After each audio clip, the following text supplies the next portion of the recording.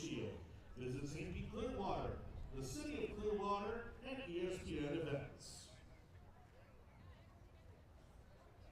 Hello and welcome everyone back to WCBN Sports coverage of Michigan softball. Today, live here from sunny Clearwater, Florida. My name is Charlie Brigham, alongside me, Kellen Flynn. And boy, oh boy, Kellen, it feels good to be back.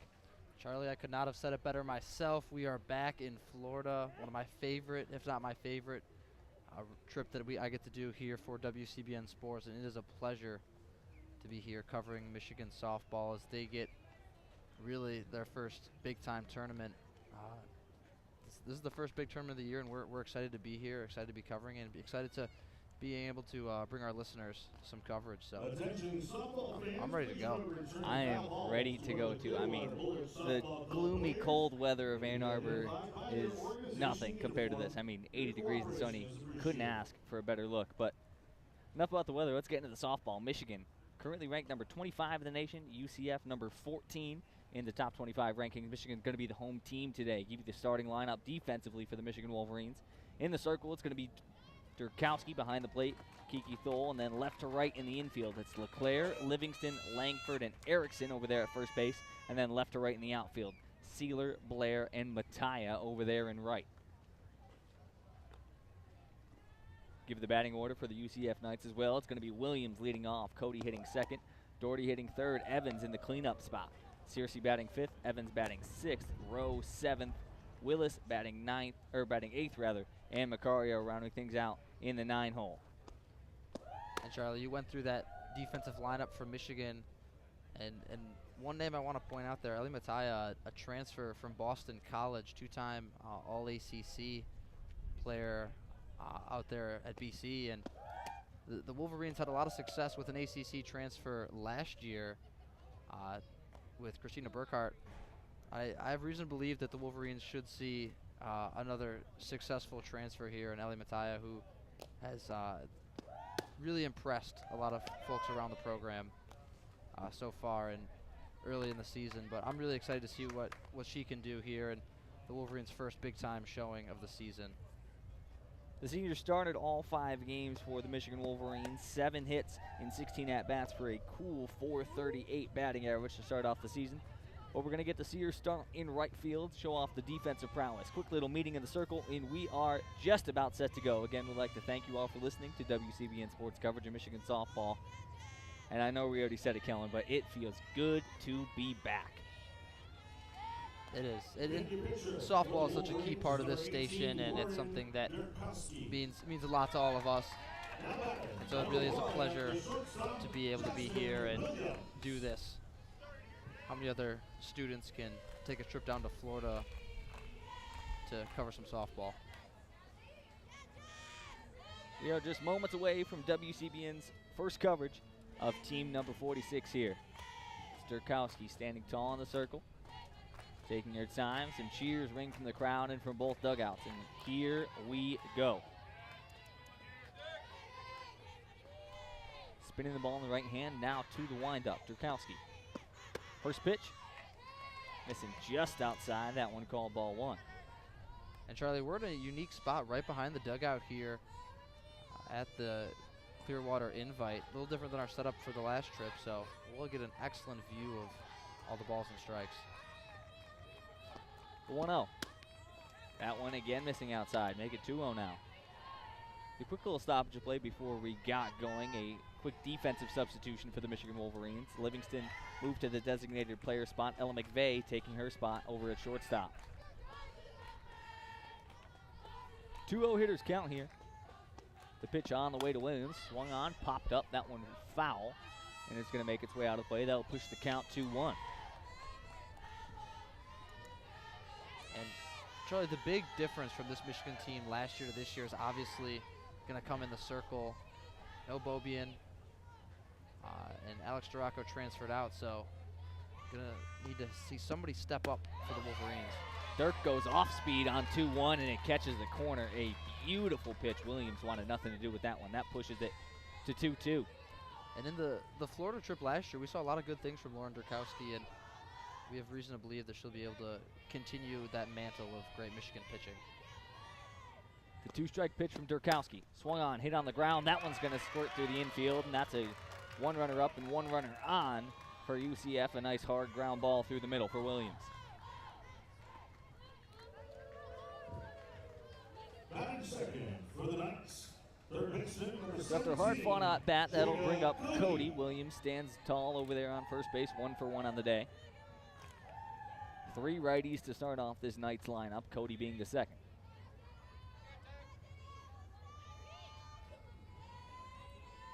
Deep breath from Durkowski, the windup. That one catches the bottom of the zone, called strike 1. We're seeing Durkowski mix in a variety of pitches early. Cody's got power on that right-hand side. The 0-1 pitch on the way. The windup, that one rides high in the zone. Dole pops up, takes a look down to first base. Everyone stays honest. Count goes 1-1.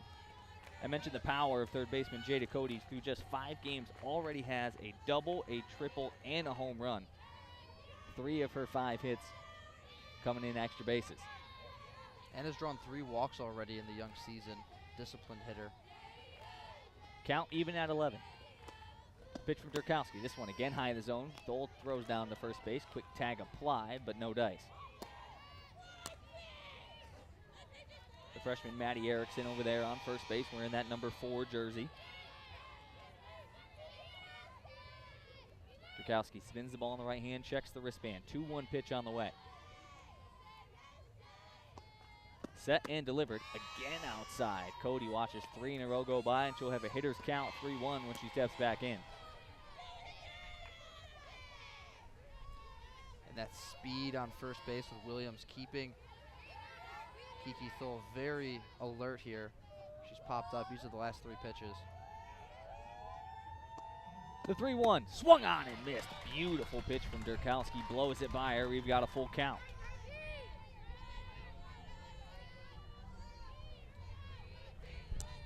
Williams 0 for 1 on stolen base attempts on the year, but she's got 3 runs scored. You know she can fly around the base paths. The payoff pitch from Durkowski. Outside, swung on and missed. Thole pumps the glove, and that's the first strikeout of this one. That was a disgusting pitch from Lauren Durkowski. Cody was really reaching for that one, and just excellent control from the sophomore in the circle. That'll bring up Doherty. First pitch her way, change up, just missing outside. The 3rd straight righty in this UCF lineup, the junior hitting .500, 8 hits at 16 at-bats so far in this young season. There's a reason she's in that 3 spot. The 1-0. That one popped up, foul, and drops a ball down from the top of the net who hits a camera person over to our right-hand side.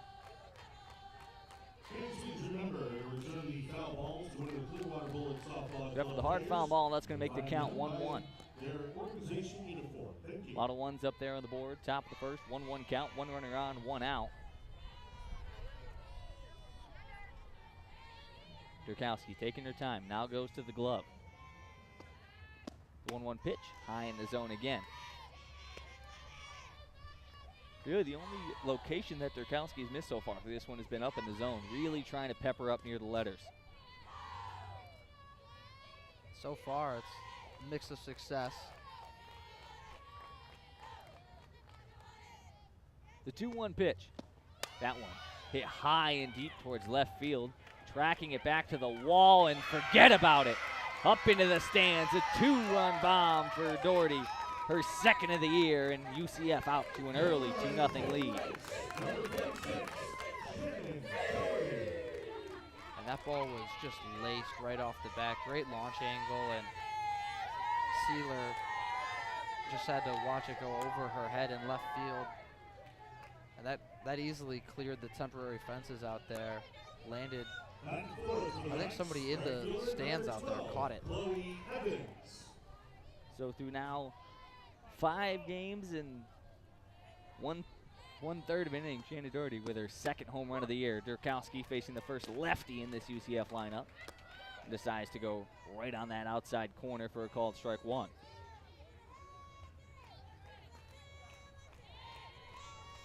Corners playing in. Evans has all sorts of speed.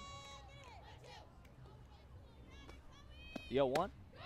That one just missing the inside corner. Thole held it for an extra second. The Maize and Blue faithful in the stands wanted that call bad.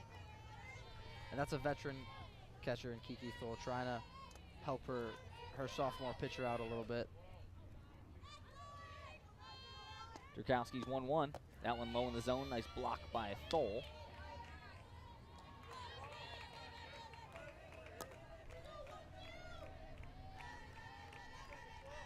Drukowski taking her time, walks to the back of the circle, now will settle in, checks the wristband.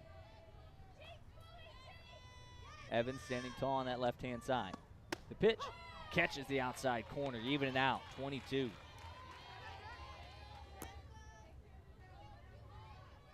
Two balls, two strikes here.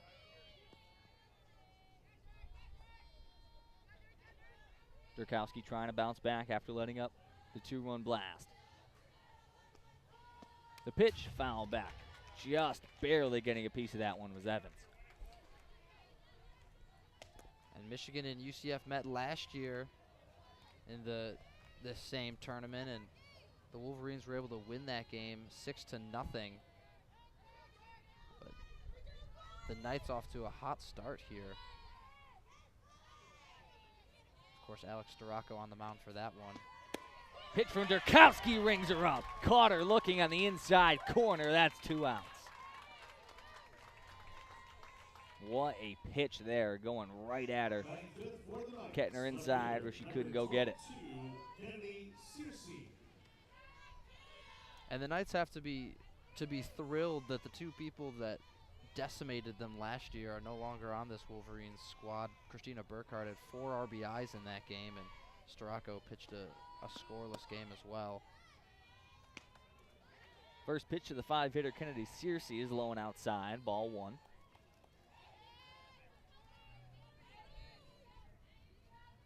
UCF lineup 3 righties to start it off, followed by 2 lefties, and then it alternates the rest of the way down. And a lot of experience in this lineup for UCF. Only 1 freshman, 1 sophomore, the rest all upperclassmen, juniors and seniors. The 1-0 pitch caught the outside corner, so that'll even it out 1-1. No runners on, 2 outs for Drukowski. Goes to the glove, now the deep breath. Wind up, the pitch, foul back, tips out of the glove of Kiki Thole. So the count now in favor of Michigan, 1-2, 2 outs. Aubrey Evans, the freshman, the designated player for the Knights, standing over in the onside, or in the on-deck circle. Corners playing up, middle of the infield playing back. The 1-2, outside and missing high.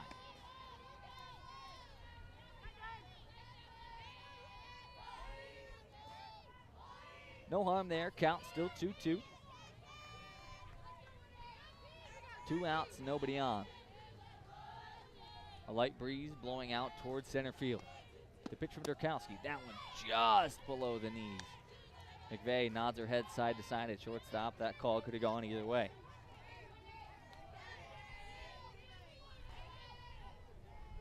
Drukowski's battled this inning, has a chance to get away here. The payoff pitch. That one swung on and missed. Beautiful pitch from Drukowski. Blows it by her. That's all 3 sat down via strikeout. Now Michigan's going to go and try to earn a few back. The scores, we enter the bottom of the 2nd inning. UCF up 2-0. Charlie, I mean, we're going to be talking about this all weekend, but obviously the big storyline for the Michigan softball team this year is as this is the start of WCBN Sports coverage of Michigan softball this year, is that there's a lot of changes. We've talked about the pitching changes. No Christina Burkhardt, who's one of the best hitters for this team last year. And also, it comes in the dugout as well. Obviously, as everyone knows, Coach Hutch is no longer going to be barking out directions. It's Bonnie Thole leading the charge for Michigan this year, and so it's a lot of changes for this Wolverines squad. I'll be really excited to see how they respond to a lot of changes for a new year. It'll be Sarah Willis wearing that number 66 jersey, starting things off for UCF in the circle. And we will give you the offensive lineup for the Wolverines. The aforementioned Mattia leading things off, followed by Lexi Blair hitting second, Kiki Thole batting third, Livingston in the cleanup spot. Erickson, LeClaire, and Sealer go 5, 6, 7. Langford batting eighth, and rounding things out in the 9 spot is Ella McVeigh. And you talked about Livingston in that cleanup spot. She's someone that we've really seen take a step since joining this Michigan team 2 years ago from Penn State. I've seen her hit 2 grand slams, so we definitely know that she has the pop in that bat. Really excited to see what the senior can do for the Wolverines on the offensive side.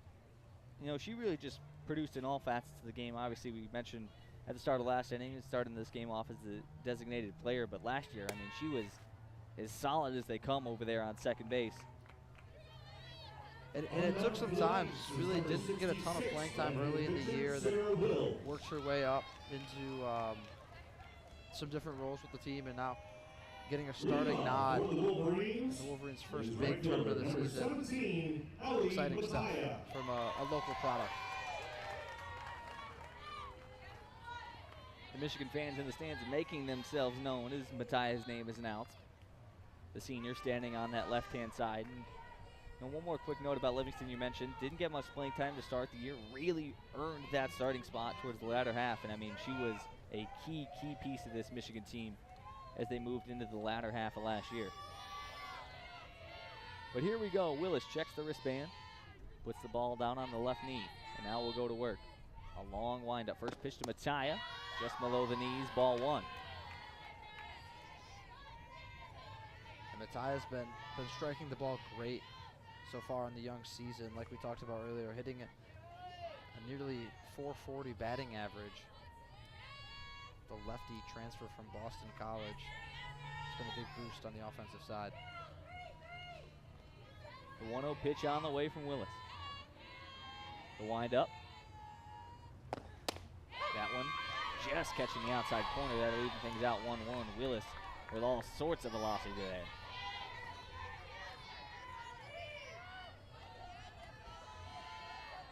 The ERA not ideal for Willis earlier into the season, sitting at .525, but 7 strikeouts to her name.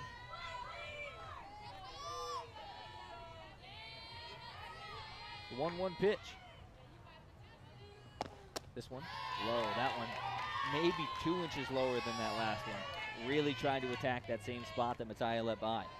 And Charlie, something you just talked about, those 7 strikeouts. Another interesting point to me, through 6 2/3 innings pitched, 6 walks. That's something the Wolverines should look to exploit today. See if they can take advantage of Willis's inaccuracy at times. The 2-1 pitch. That one off speed. First time we've seen that out of Willis, and again it misses low. A 3-1 hitter's count for Mattia when she steps back in. There's going to be a quick little meeting on the mound as the UCF infield makes their way in to have a quick chat. Lexi Blair standing over on deck, trying to get her timing.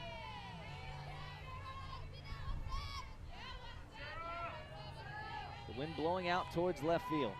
That's opposite field for Mattia from that left-hand side.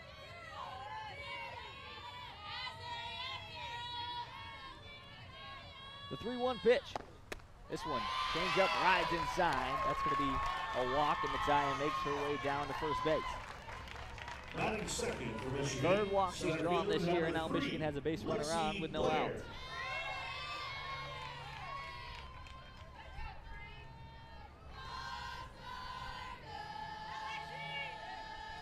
Charlie, when you think Michigan softball over the last couple of years, especially from a perspective of at the plate, Lexi Blair is definitely one of the first names that comes to mind. Been so consistent for this team, and have to imagine that'll be the same this year. Early in the season, .471 batting average. Just incredible stuff. corners playing up middle of the infield, playing pretty regular depth.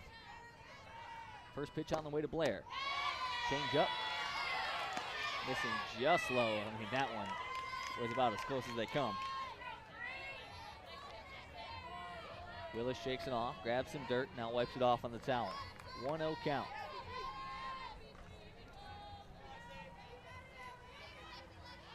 Mattia with decent speed over there on first base, has a double and a triple on the year. The 1-0 to Blair. That one hit hard on the ground. It's going to make its way through the infield. Mattia is going to round second hard and then trot back. That one will go down as a single. Nobody touched it. Now no outs. 2 base runners on for Michigan. And they've got a little bit of something cooking here. That'll bring up Kiki Thole. For the Wolverines, the catcher, number 2, Kiki Thole. The bats have been hot so far for both teams early in this contest. Sarah Willis really has to rein in her control here. So putting the Wolverines in some favorable counts allowing those hitters to really sit back and wait on the pitch that they're looking for. One runner in scoring position. Blair with all sorts of speed over there on first. Thole stands tall on that right-hand side. First pitch her way in the dirt. Nice block by Fryer behind the plate to keep Mattia honest at second.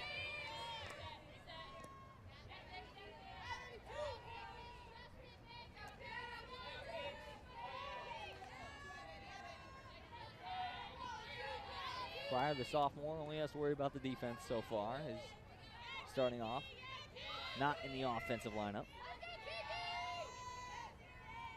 1-0 pitch on the way to Thole. Wind up from Willis. That one again missing low, pops out of the glove of Fryer, but stays close enough. Both runners stay home. Again, another favorable hitter's count now for Kiki Thole, who's going to be able to really pick and choose now what she's looking for. Thole knows this is her plate. Willis taking her time, wiping off the hands. Thole just standing in the box, ready to go. 2-0 pitch on the way from Willis. The delivery, that one a beautiful changeup, catches the outside corner. That's great use of the off-speed there by Willis. Keeps it nice and low. It looks like that's the spot she's been really trying to dial it into. And the top of this Michigan order has all sorts of power. Don't want to leave anything up in the zone. 2-1 count, no outs, 2 runners on. The pitch from Willis again goes back to that same pitch, and it catches the bottom of the zone. A late strike call, and Thole looks around in confusion. Didn't like that one at all. He'll laugh it off and step back in with 2 strikes.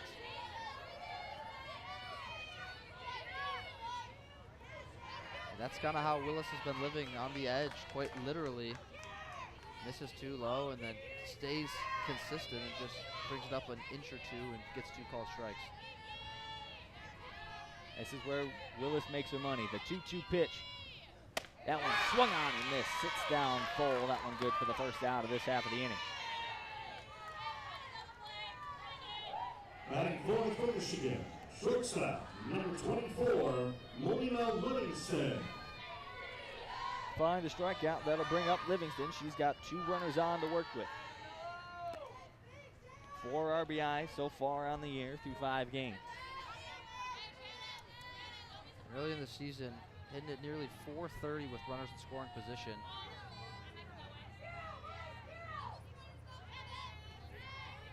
Willis nods yes to the sign. First pitch on the way to Livingston. That one popped up. It's going to stay high in the infield. Trying to block out the sun is the third baseman, Cody, and she reels it in. That's 2 outs.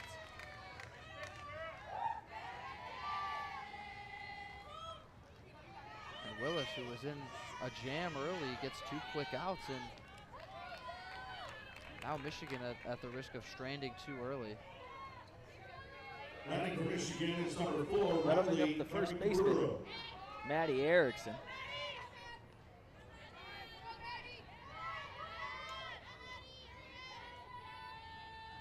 First pitch on the way to Erickson. That one hits soft on the ground towards third. Cody's just going to field it with her foot already on third base. and that's going to retire the side. Michigan leaves 2 stranded, and we head to the top of the second. UCF still up 1-0.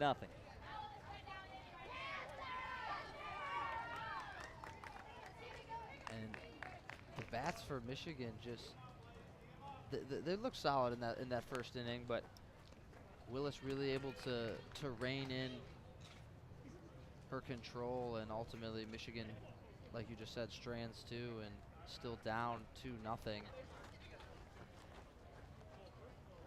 It's going to be 6, 7, 8 due up for UCF. Evans, Rowe, and Willis, and then it'll be Macario to round out the order before we head back to the top. We'd like to thank you all for listening to WCBN Sports coverage of Michigan softball live here from Clearwater, Florida.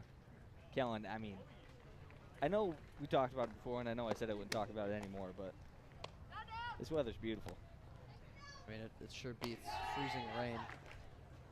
I mean, think about where I was yesterday around this time. It was freezing rain outside. Now I'm sitting with shorts and my WCBN polo and sunglasses on as a nice breeze comes by. So yeah, I'd say this is a bit of a perk. Yeah, my parking lot was like literally an ice rink yesterday. Just that like thin layer of ice. Yep. It's vicious, absolutely vicious.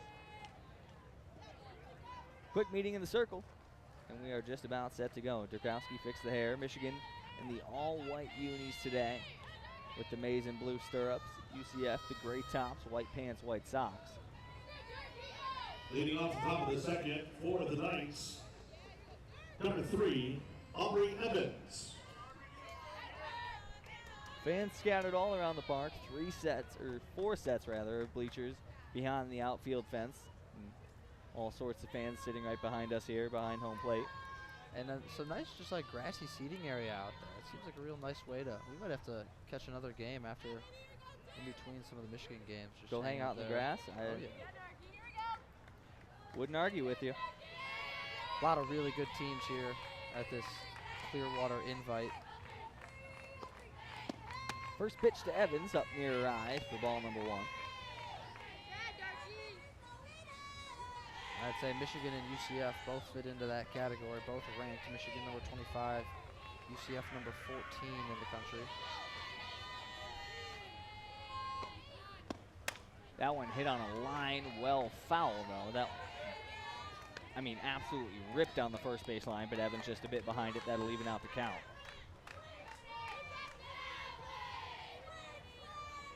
What I'm saying is that's just a long strike, but that one definitely going to sit in your mind as a pitcher not to leave that ball there because, I mean, Evans got all of it.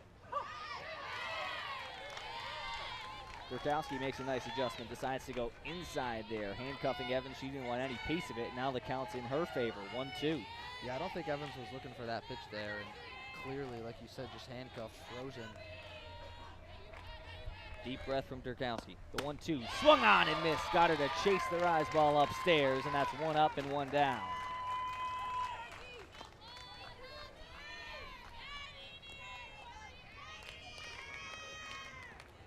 Durkowski with 4 Ks. Center fielder, 1 in the number 3rd 7, innings. Janisha Rowe. So the strikeout will bring up the junior Rowe. First pitch, below her knees for ball 1.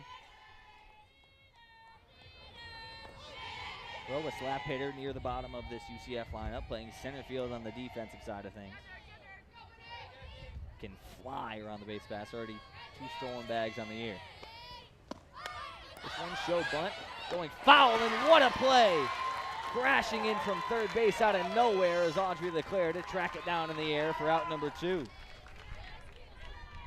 And Leclerc, somebody we saw in the outfield a lot last year, now getting the nod at third base and makes a tremendous defensive play there. She was somebody that Now batting, was very number consistent 66, defensively for this your squad. pitcher, Sarah Willis. Leclerc just showing off that outfield straight line speed to come and track down that bunt in foul territory. That'll bring up the pitcher Willis. Pitcher battle. She swings on this one and drives it far, but far out of play towards the right field side.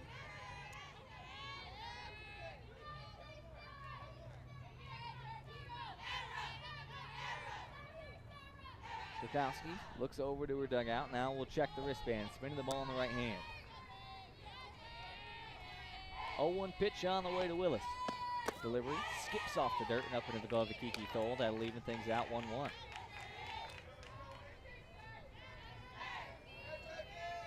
Wind shifting a bit out there in the outfield. It was blowing dead towards left field for a bit. Now it's shifted, blowing a little bit towards center.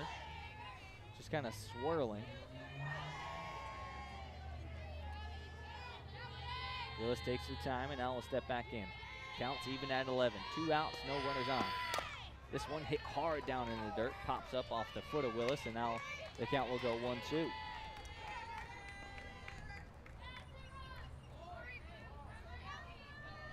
And ball makes its way in play. Must have fallen off the top there.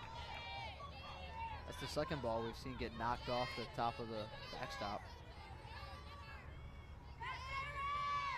Willis taking her time, deep breath, looking down towards her third base coach, and now will step back in. Knocks some dirt off the cleats. And digs in for the 1-2. The pitch from Drukowski rides upstairs, ball 2. You can see Willis kind of recoil from that one. That one, a bit of chin music from Drukowski.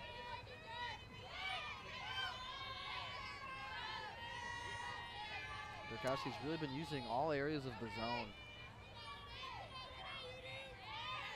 2-2 pitch on the way. Change-up, swung on and missed. Willis completely fooled, way out in front of it.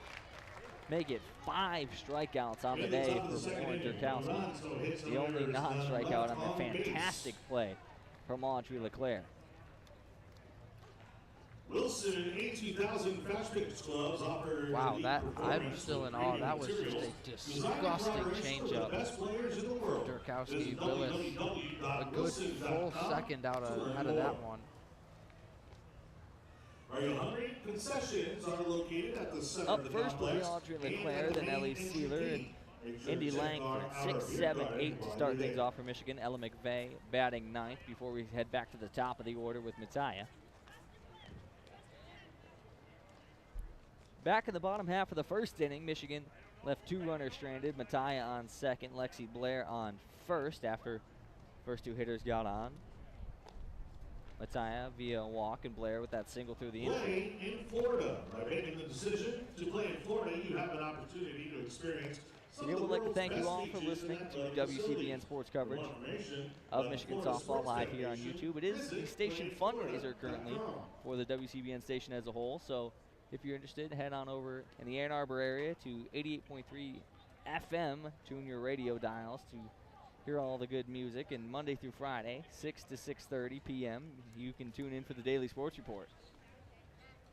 Yeah, if you're interested in donating, head over to WCBN.org, and there's a donate tab, and you can donate there. That's the whole general station fundraiser. I know our what's the word I'm looking for here? Teammates, I guess, on the music side, have put a lot of work into the fundraiser. So we appreciate all they have do for us to help us be able to broadcast on FM and whatnot. So it's good to be able to help them out too in any way we can. I'm not gonna lie, I had no idea what word you were looking for. I couldn't. It's You were, like you were compatriot. scraping. That's not it. That's not the word Scraping I was for looking teammate. It wasn't teammate though. I settled on teammate. So after a dominant first half, that's going to be Willis back in the circle. LeClaire up for her first time today. Struggling a bit in the plate this year. Hitting 176, but she's hitting the ball hard. That's really been kind of a theme for Michigan these past few years in these early season tournaments. The averages don't always tell the story. Right away, Willis calls time before she even throws the first pitch.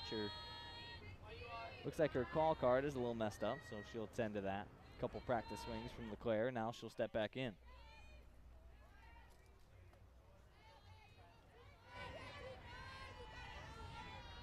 First pitch on the way from Willis.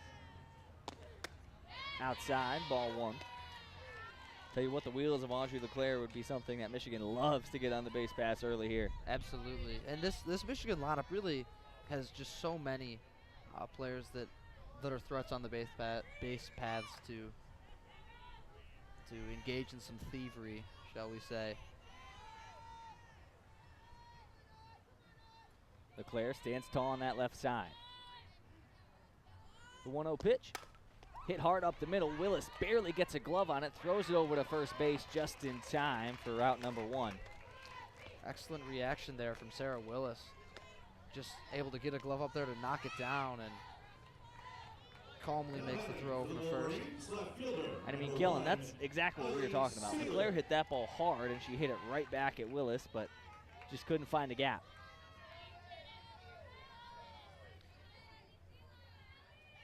That'll bring up Sealer. The sophomore off to a hot start through Michigan's first 5 games. First pitch on the way to her. Low and outside. Skips through the legs of Fryer for ball number 1. And Sealer batting 455 so far this season at the plate is all gravy because she is just an absolute defensive gem out there in left field. We saw her make a number of plays last year down at the Rawlings Invitational. Some dazzling grabs. 1-0 pitch on the way. This one chopped right back at my face. How to make the count 1-1. And when Charlie says coming right back at his face, that ball was literally going to hit him square in the face if not for the backstop. I would have took it off the nose if that fence wasn't there.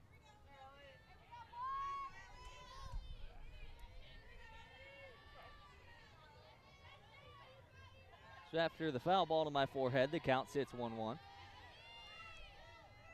1 out, nobody on for Michigan. The windup from Willis. Changeup, just missing low, 2-1. Excellent eyes there from Sealer. That one was really close.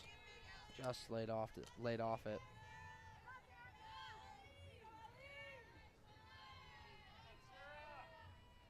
The Michigan dugout getting loud here.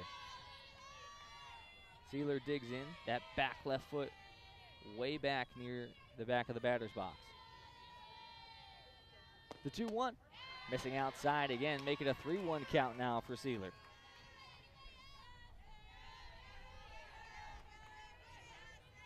Here's some cheers from the stands any way you can. With speed like Sealer's, I mean, I would sure that the Michigan dugout would agree. I was just about to say, I mean, you talked about with LeClaire. I mean, Sealer's right there too. Dangerous on the base paths. The 3-1 hitters count. This one hit on a line over towards center field. It's going to get past the center fielder's head and take an awkward bounce off the wall. Throw to second, not in time. That one is stand-up double from Ellie Sealer, and Michigan might be putting something together here. That's a good piece of hitting there from Ellie Sealer, who continues her hot start at the plate this season. Just laced that ball over the head of the center fielder Rowe, and Sarah Willis is fortunate that that ball did not get over that blue fence out there in center field. I mean, yeah, that ball was absolutely laced. And you're right, it looked like it might have had a chance for a second, just didn't quite get high enough off the ground. But with speed on second and Sealer, that'll bring up Indiana Langford. Infield playing in. First pitch on the way to Langford. Catching the outside corner, called strike 1.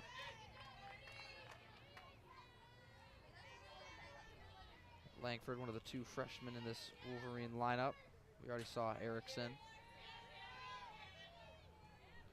Got a peek at both of them in a couple of fall ball matches back in September, October. The 0-1 to Langford. Low and outside, even it out. Batting ninth is Ella McVeigh over on deck before we head back to the top of the order.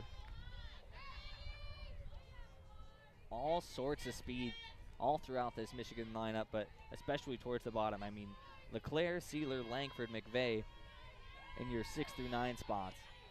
I mean, you've got wheels for as long as you can want. Langford might be the fastest out of all of them. She can absolutely fly. The 1-1 up near her eyes. Make it a 2-1 count now.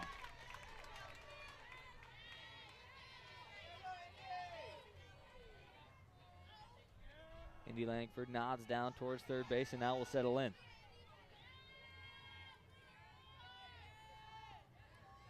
Willis drives off the hand with the rosin bag and now will step up.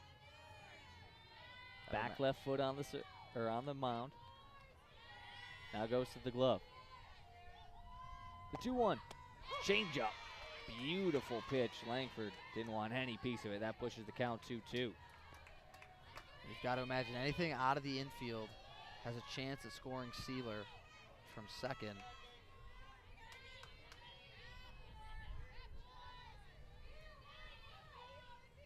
Two-two pitch.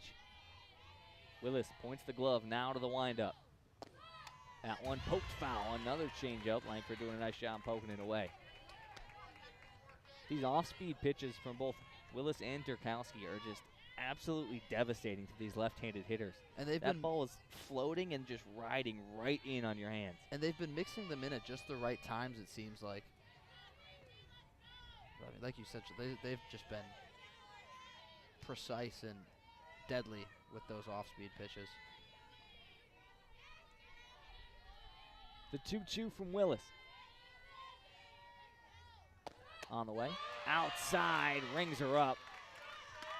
Michigan not happy with that call, but the UCF fans in the stands are more than willing to take that one. That's 2 outs now. Runner still on second base. And that'll bring up Ella McVeigh. Number 32, Ella McVeigh.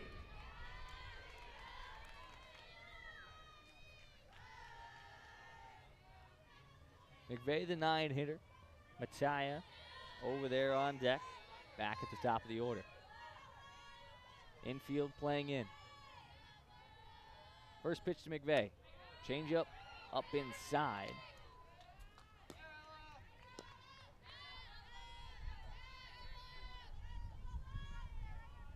1-0 count. McVeigh takes a short walk and now will settle in. The wind now blowing out towards dead center field. Standing tall over there on second base is Sealer. The 1-0 pitch. Missing outside. 2-0 hitters count for McVeigh when she steps in.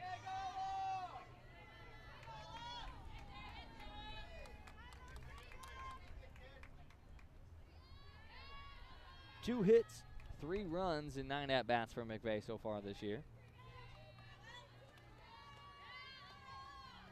She scored every time she's gotten on base.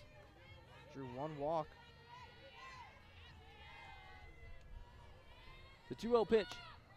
That one right down Broadway, called strike 1. Michigan and Ellen McVeigh thought it was a bit inside.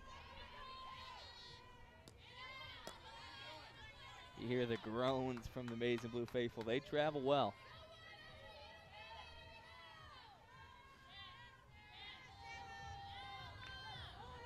They absolutely do. I mean, that's a hallmark of any Michigan team. You're going to have fans wherever you go.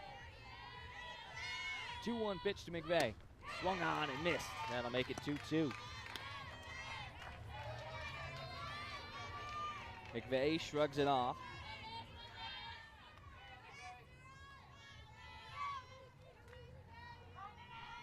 Michigan in danger, leaving another runner stranded. Top of the order, waiting on deck.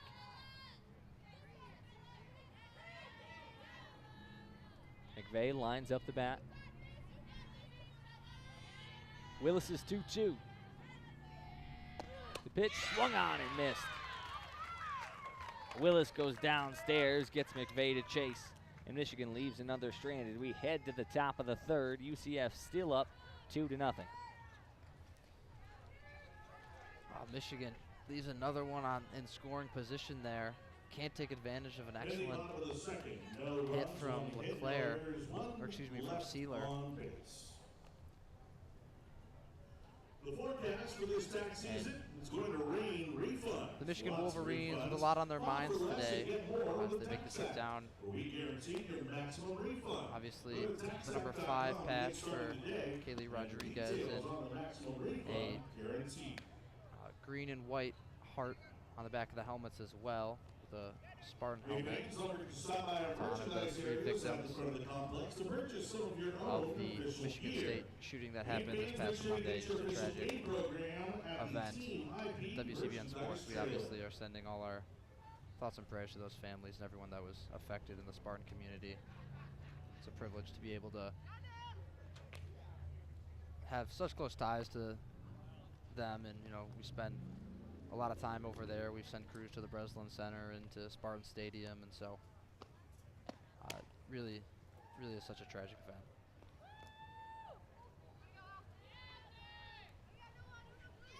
To the top of the third inning, it's going to be 9 and then top. Macario to lead things off before heading back up to Williams and Cody. The only 3 guaranteed to see the order here. Defensive lineup still the same for Michigan. Durkowski in the circle, full behind the plate. LeClaire, McVeigh, Langford, Erickson left to right in the infield and left to right in the outfield. Sealer, Blair, and Mattia. Off the top of the third for the Knights, number 5, second baseman, Michaela Macario. So again, 9, then top for UCF. Michigan has the top of the order waiting for them when they get back out on the offensive end. So looking to do that as quickly as possible, as again, they are down 2-0 as we enter the top of the third. And for Michigan, it's been all Lauren Durkowski. Obviously the long ball in the first inning, but outside of that, she's been downright dominant. 5 strikeouts through 2 innings of work.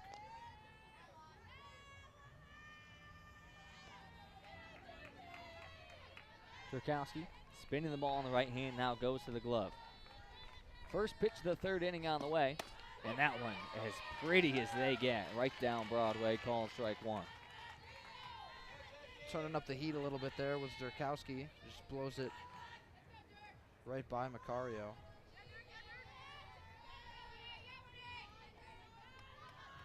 Six hits and 12 at-bats for Macario so far this year. The 0-1 misses just below the knees.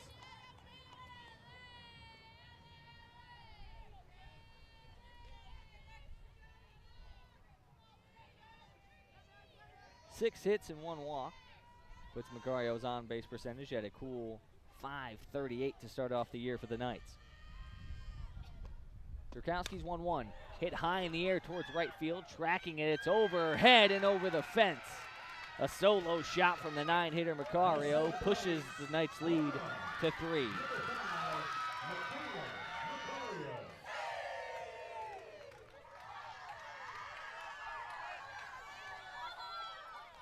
I'm not going to lie, Charlie. The UCF home run celebration is kind of electric. They all crowd around the plate, and then the last, whoever hit it, comes around third base and jumps on the play, and they all hit the Cristiano Ronaldo. That's creative. I'm a fan. I'm not going to lie. So 3 hits so far for UCF, 2 of them over that outfield wall. The other coming from Williams, who steps up to the plate now. She's 1 for 1 on the day with a single, scored off the 2-run blast from Doherty.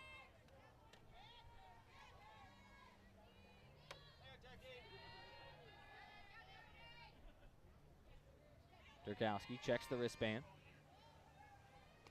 Now will deliver. This one hits slowly on the ground. That's going to trickle foul. That one off the very end of the bat of Williams.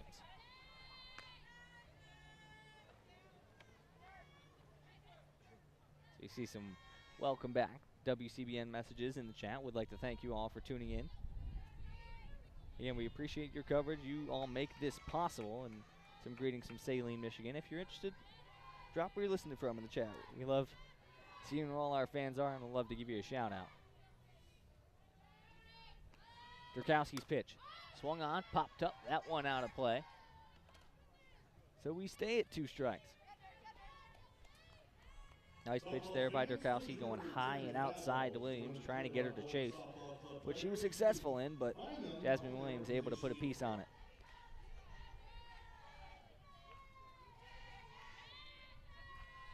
Deep breath from Durkowski. 2-strike pitch, just low.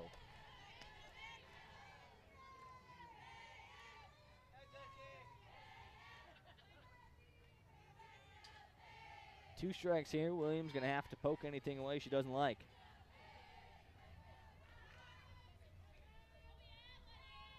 The 1-2.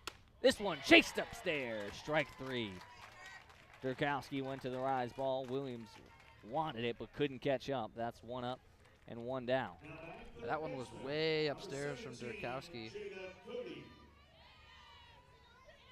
Williams, I mean, chasing is the right word there.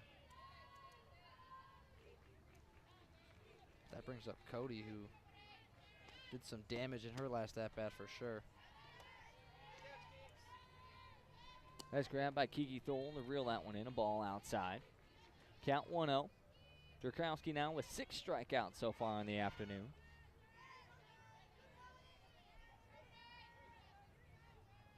Taking her time, spins the ball in the right hand. 1-0 from Durkowski. That one, a beautiful pitch right at the belt for called strike 1. Cody struck out swinging in her first time up. The first of Durkowski's 6 strikeouts so far.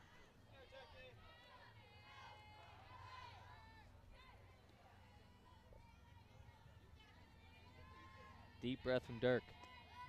The pitch, just missing inside. Thole held it for an extra second, trying to edge out a call. We have some more messages in the chat. Let's go blue from Toronto, Canada. Love to hear you guys call the games again. We appreciate that very much. Again, all your support is what makes this all possible. This one, a ball hit deep towards left center field, back at the wall. Forget about it again. That one drilled to the left center gap. And a 4-0 lead from UCF on 3 long balls.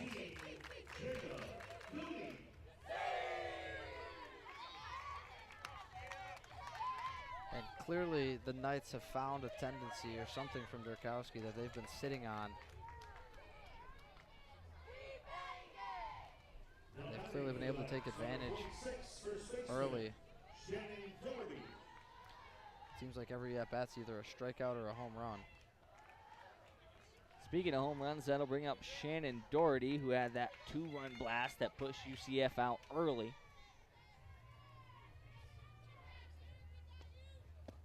First pitch her way here, called strike at the knees. Again, Durkowski with 6 strikeouts already. She's been able to put it past these Knight hitters, but when she's leaving it over the plate, they are just punishing it.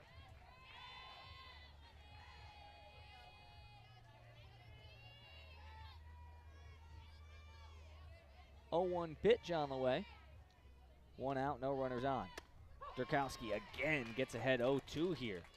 Just blows that one by Shannon Doherty.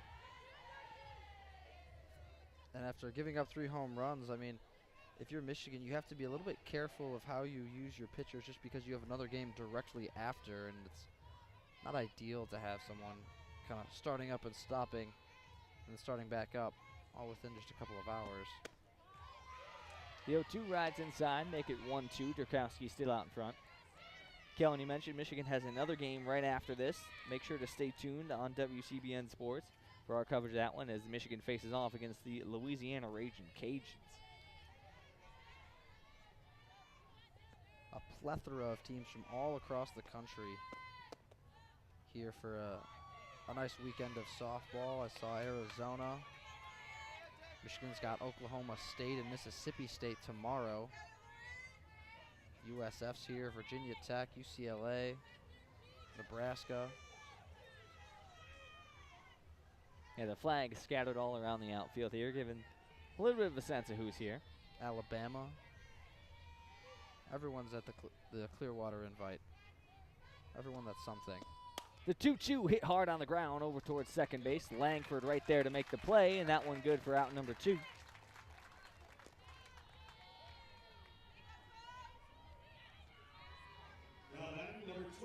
Michigan looking to escape with minimal damage here. They've got the top of the order due up in Ellie Mattia, Lexi Blair, and Kiki Thole to start things off, so they've got the opportunity to go earn some back.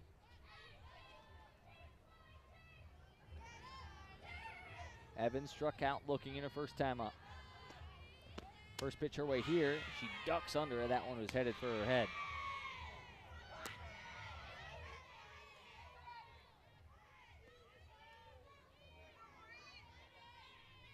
(1-0). Evans with a very closed stance. 1-0 pitch. Missing just below the knees. That one about as close as you can get. 2-0 hitters count for Evans, a 500 hitter on the year.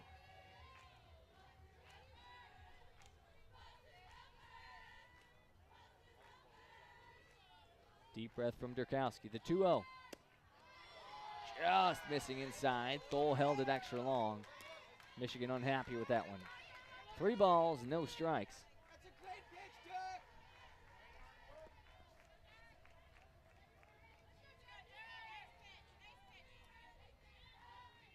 Searcy waiting on deck.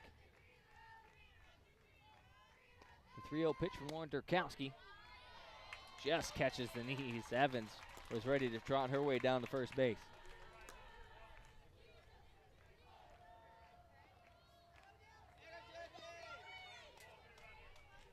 So while she didn't like the call, she still got a hitter's count. It's 3-1, 2 outs, nobody on here for Evans. The pitch hit soft on the ground towards third base. Coming up, fielding it on the run, firing to first just in time. Nice play there by Audrey LeClaire to get Evans, and a great stretch by Erickson. That's 2 big-time defensive plays we've seen from Audrey LeClaire. Able to attack that ground ball and rifle one over to Maddie Erickson to get the Wolverines out of the inning without any further damage. So they've got the top of the order up. Mattia, Blair, Thole, followed by Livingston, Erickson, LeClaire at 4, 5, 6. And then the last 3 should we get there. Sealer, Langford, McVeigh. Mattia walked in her first time up. Worked a 4-1 walk and then was left stranded on second base. The single from Lexi Blair that poked its way through the infield pushed her over there.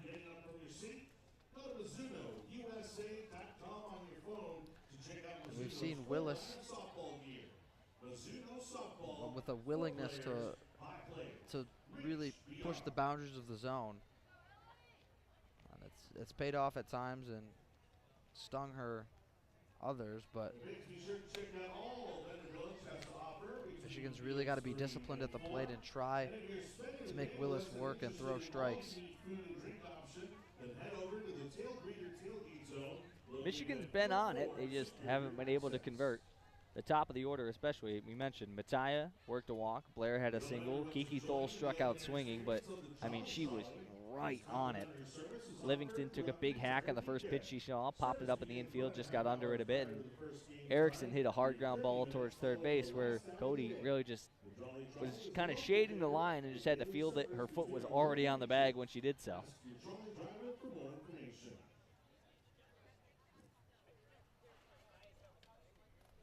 Again, if you're just tuning in, it's a 4-0 UCF Knights lead off 3 home runs. A 2-run blast from Shannon Doherty, and then 2 solo home runs, one from Michaela Macario and one from Jada Cody, makes the score 4-0.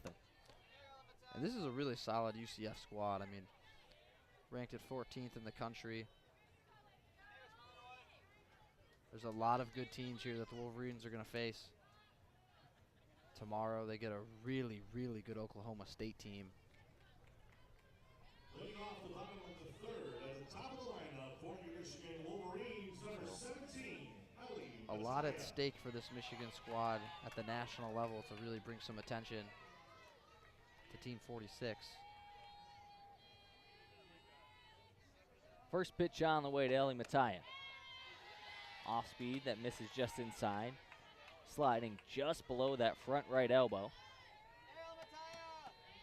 Mattia almost got first base for free, but she'll step back in with the 1-0 count.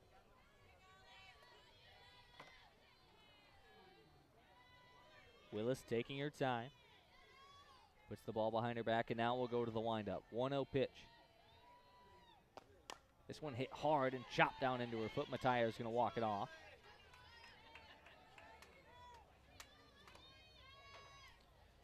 Mattia getting on base over 50% of the time, 55% of the time she's getting on base through 5 games this year.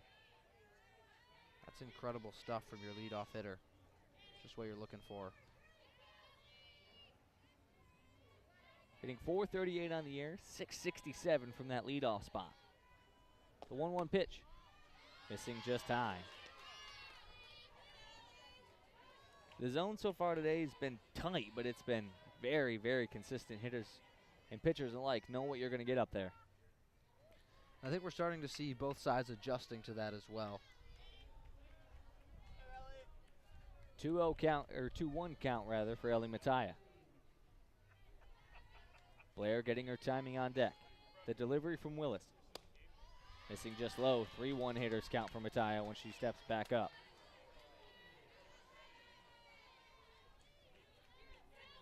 If you're Michigan and if you're a Michigan fan, this is a situation you love to be in.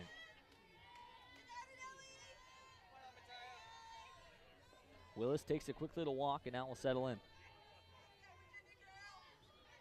Ball tossed up into her right hand. Now to the windup. The 3-1. Just catches the outside corner. Full count now. That's a good pitch from Willis. You know Mattia's not swinging at anything unless it's right down the middle, and she expertly places it right on the edge of the zone. And with a hitter like Mattia, you don't want to leave anything over the middle. The payoff pitch from Willis. Change up, missing outside. That's 2 straight walks from Mattia. And Michigan again in a very similar situation to the bottom half of the first inning. Mattia on first, working a walk, and that'll bring up Lexi Blair. It's the easiest way to get on base, Charlie. Don't even have to swing the bat.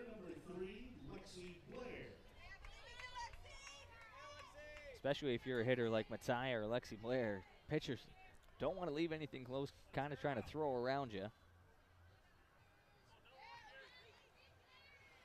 And like you said, this is an excellent spot for Michigan to be in. Mattia with speed on first. One of your best hitters at the plate now, and Lexi Blair. Real opportunity to get something cooking again. First pitch on the way to Blair. That one high, ball 1.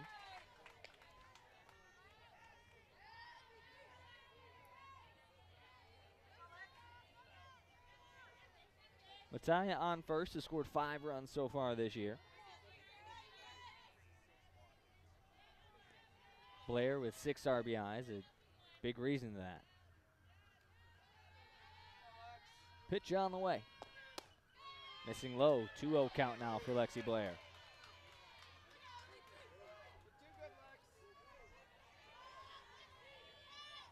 Couple practice swings from Blair. Fryer turns around and asks the home plate umpire where that one was. It was called low. Like you said, Charlie, it's been tight, but it's been consistent, and that's at least all you can ask for from an ump is consistency. Lewis calls time again, or Willis rather calls time again. Some trouble with the signs. Sun's hid a little bit behind the clouds, but still nice and warm. 4-0 UCF lead. 2-0 count on the way to Lexi Blair. The pitch. Make it a 3-0 count, missing below the knees.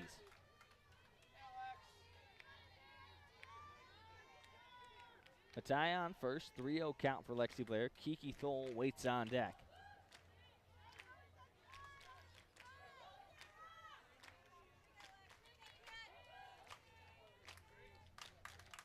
With a lineup like this for Michigan, when it rains, it can pour. Just a few swings away from tying this one back up. 3-0 pitch to Blair. Catches the inside corner, called strike 1. That one from Willis, really the first pitch we've seen her throw at Lexi Blair. And when your back's against the wall in that kind of situation, sometimes you've got to break some tendencies, and that clearly was not something that Blair was looking for there. The 3-1. That one swung on, popped up deep towards left field and trailing foul off the light pole. And just like that, Sarah Willis is right back in this count.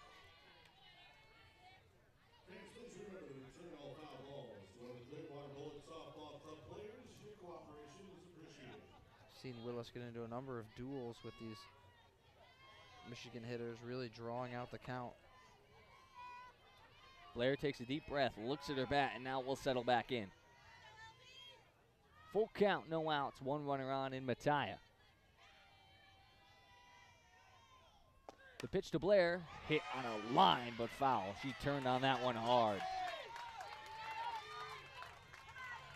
And while that one was a foul ball, it got the Michigan fans here excited. Really the first piece of solid contact that Michigan's had so far today. Since that Sealer hit. Yeah, very good point. Sealer hit that ball on the screws that put her on second base with a stand-up double.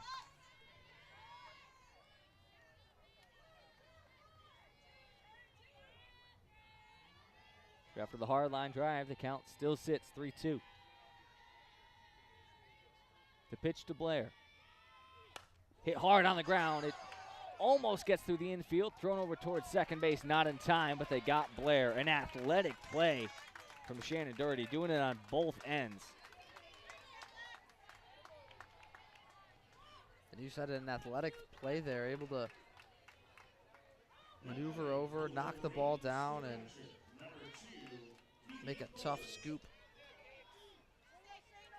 Nearly got the double play, too. That was a lot closer than I thought it was going to be. Doherty did an excellent job of rifling that ball over ASAP. That ball got through. Blair was undoubtedly on second base. Mattia might have even scored. One out, one runner on. The ball gets away from Fryer. Mattia taking third base for free.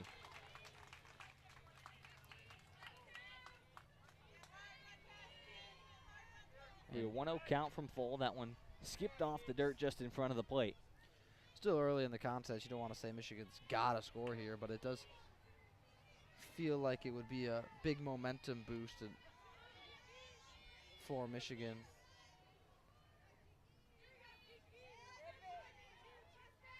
It's demoralizing to continue to strand runners in scoring position. Mattia on third. 1-0 pitch on the way to Thole. Change up. Catches the zone right at the knees, 1-1.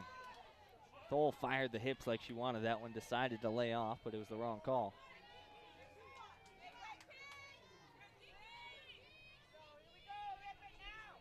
Willis evens it out, 1-1. Mattia over on third. The pitch, hit in the air. That one's going to hit the glove of the center fielder. It's going to be a close play at the plate. Sliding in is Mattia, and there's the first run of the ball game for the Michigan Wolverines. It'll be a sac fly for Kiki Thole, and Michigan's on the board.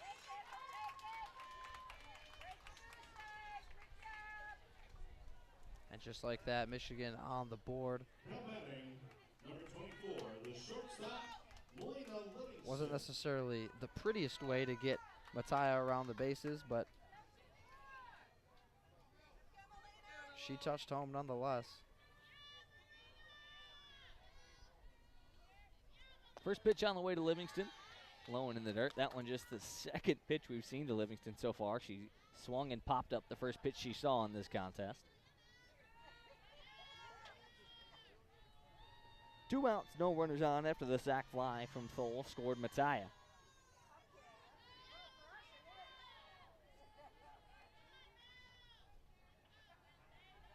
One 1-0 pitch on the way. Change up, missing low in the zone. That one just died a bit too early. And Willis has been really making it tough on herself, getting behind in these counts early. Now she's doing an excellent job of battling back, but just puts herself in such a disadvantaged spot to be down 2-0, 3-0.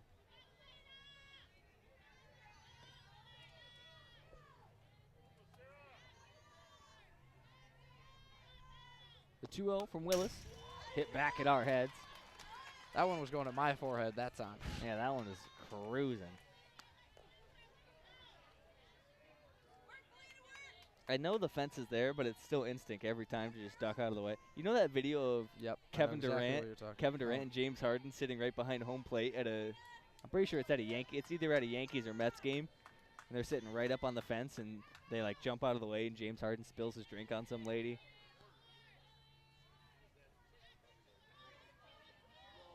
Kevin Durant now traded to the Phoenix Suns. How about that? 2-1 pitch to Livingston. Make it 2-2, just catching the outside corner. Willis very happy with that call.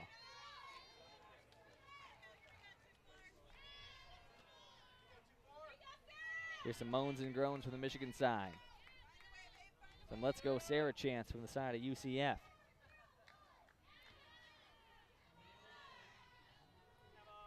Count sits 2-2. Pitch to Livingston, hits slow on the ground towards short. It's going to be a close play, fired across the diamond by Williams and just in time. We head to the top of the fourth, but not before Michigan pushes one across of their own. It's 4-1 UCF.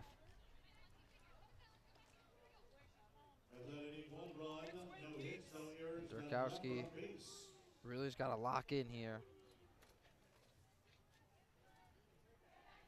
UCF clearly has something they've been sitting on. 4 runs on 4 hits from UCF, including 3 home runs.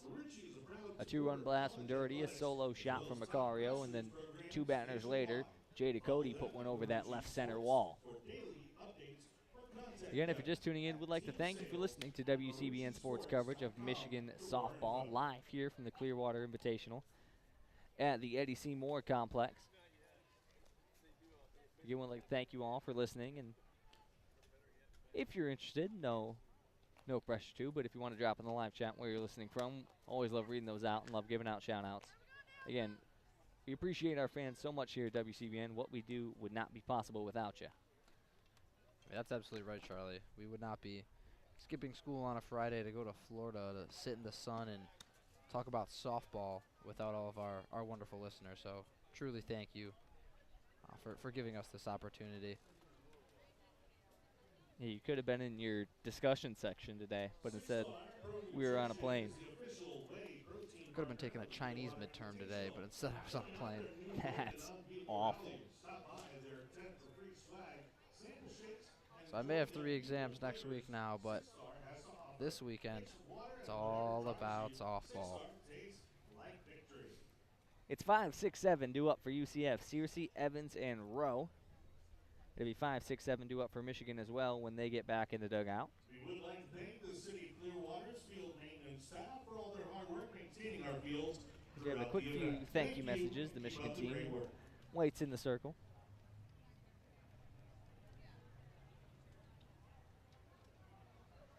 Smooth sailing getting down here today. Honestly, Thankfully. I mean, yeah, thankfully. There have been some trips, I think back to my freshman year, when myself and Alex Strain went down to Tampa for the USF Rawlings Invitational, and our flight was less than ideal, is probably how I would put it. We kind of thought we were going to fall out of the sky the whole time, which wasn't the best. I wouldn't qualify that as being the best either. Our flight got delayed like 6 hours, so we just kind of bummed around waiting in the airport. Or it was actually, our flight got delayed like 2 hours, then we got on the plane and waited on the plane for like 2 or 3 hours. It was and that's the worst. Yeah, and then we just shook around like we were going to fall out of the sky the whole time. It was super fun, super exciting. Would love to do again.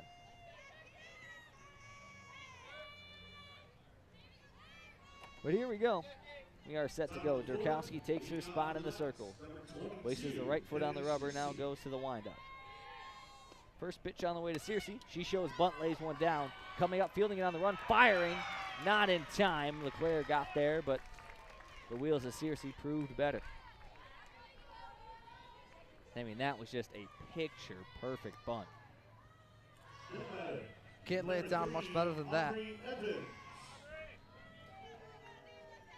I mean, they thanked the grounds crew before this game, and that bunt's got to be partially in favor of the grounds crew. I mean, this field is just so perfect. If it was any drier, it would have just rolled towards LeClaire. If it was any softer, it stopped short. That's one run around. That one popped up.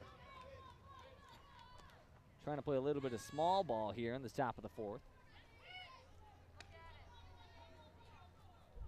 Searcy on first. It's going to be an 0-1 count as Evans couldn't get the bunt down. Struck out swinging her last time up in the second inning.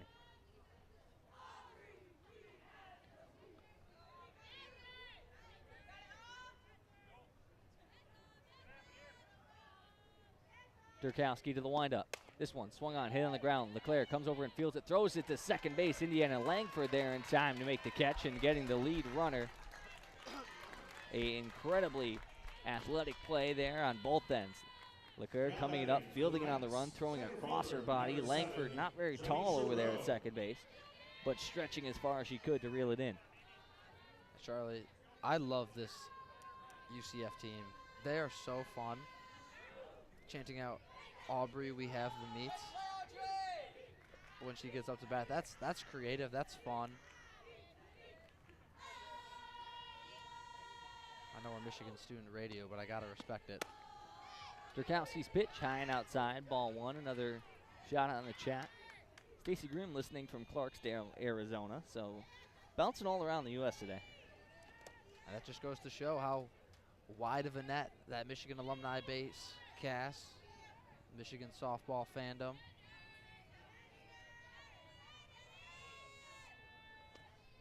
One out, 1-0 count, make it a 1-1 count. That one catching the outside corner. Charlie, the Michigan softball family stretches far and wide, crosses international borders. We've had listeners at WCBN from all over the globe. Evans over on first base, a 1-1 count to Rowe here. Make it a 1-2 count as Durkowski goes low in the zone and Rowe pokes it out of play.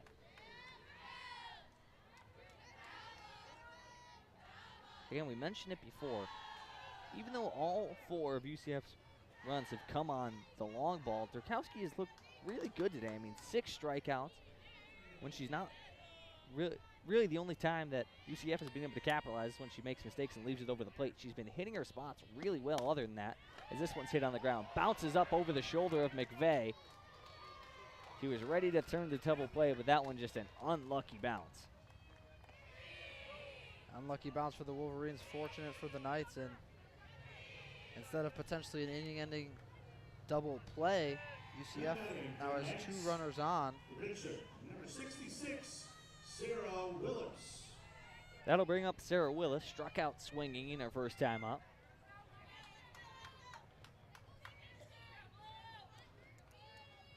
The 2 base runners on. Aubrey Evans in scoring position at second. Janisha Rowe over there at first base, but you know she can get around the base pass. 2 stolen bags on the air. First pitch to Willis is inside for ball 1.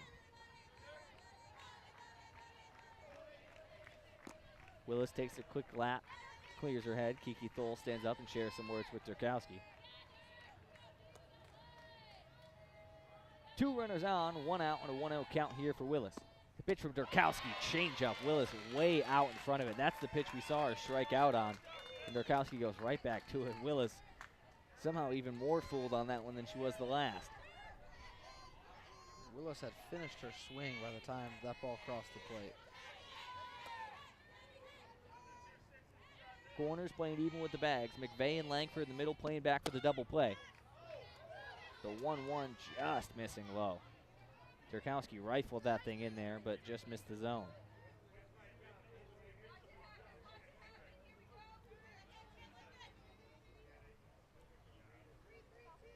One out, a double play would end the inning.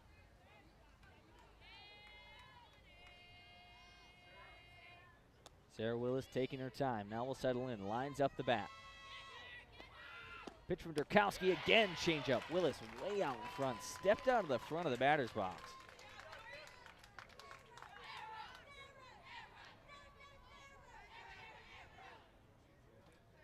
We're in a quick call time. Third base coach is going to come down and have a word with Sarah Willis. In the infield, we'll meet with Durkowski. Again, 2 runners on. Evans at second. Rowe on first. 1 out. And now is where you got to start thinking, if you're Durkowski, do you go back to that changeup knowing that the 3 times you've thrown at Sarah Willis hasn't even came close? Or do you try to play a little bit of mind games, maybe try to blow one by her when she's trying to sit on that changeup? And yeah, that's the question, because clearly Willis is discussing with her third base coach right now, like how to stop that, how to counter it, how to kind of identify when that's coming and not be so far out in front of it. So that's the question. Do you go right back to it, or do you just try to blow one by her when her mind's on the off speed? Well, this pitch will tell the tale. The 2-2 goes inside, trying to get it by her. Willis throws the hands through quick. Now if you're Willis, you fouled it off. The count stays the exact same, so now you're in the exact same scenario. And also, any ground ball in the infield is viable for a double play with 2 runners on. Willis takes a deep breath. Now it's Durkowski's turn. The 2-2. That one high in the zone. The rise ball got her to chase, and she fouled it off. Again, staying 2-2.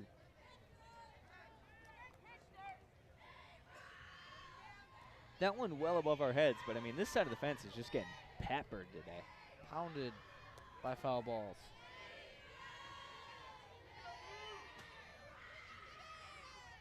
Two on the way from Durkowski.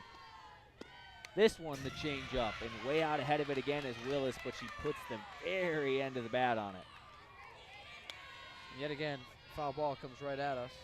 A bit high above our heads that time, but pitch count for Durkowski getting up near 70.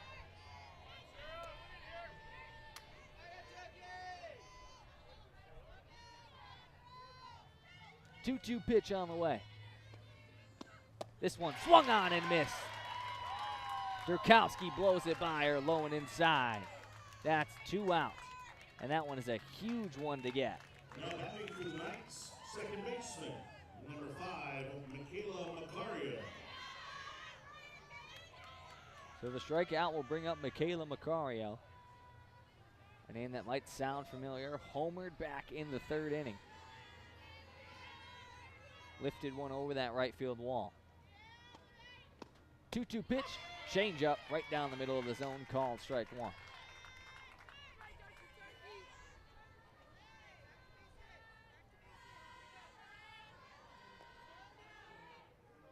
Macario's got to be thinking back to that last at-bat. Durkowski as well. Macario amped up, jumping up and down outside the box, and now we'll settle in. 0-1 pitch, low and outside. Great scoop by Kiki Thole to hold both runners even. And Kiki Thole, such a dependable catcher right there behind the dish. Has been really reliable for this team.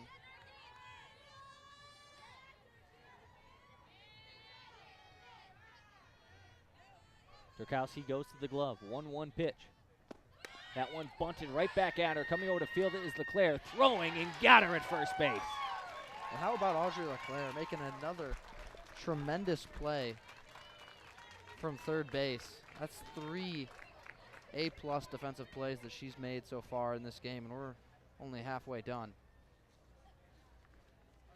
Yeah, we mentioned Leclerc played most of her career in the outfield, making the transition towards the end of last year and the start of this year into the infield, and she has not missed a beat. We head to bottom 4. Michigan has 3 to get back. The score, 4-1, UCF. Personal injury law firm handling any and all injury-related cases. Both attorneys require collegiate athletes. You see a message in the chat. Thanks for bringing us to the park with you today. Again, appreciate all of our fans out there, wherever you may be listening from. Just type Serrano Law.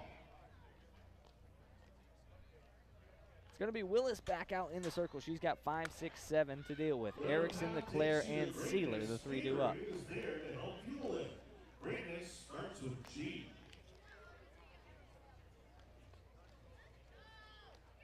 Erickson grounded out her first time up. It was that hard ground ball that Cody just caught at third base and stepped right on third in one motion. Make sure to check out our website for everything you need to know. And share your photos from today's event on Facebook, Twitter, or Instagram. Again, we'd like to thank you all for listening to WCBN Sports coverage of Michigan softball live here from the Eddie Seymour Complex in Clearwater, Florida. It's a pretty packed house. I mean, there's people everywhere. Everyone's buzzing around. A lot of great teams here. A lot of great softball to watch. Fans from all over the country made the trip down to Clearwater.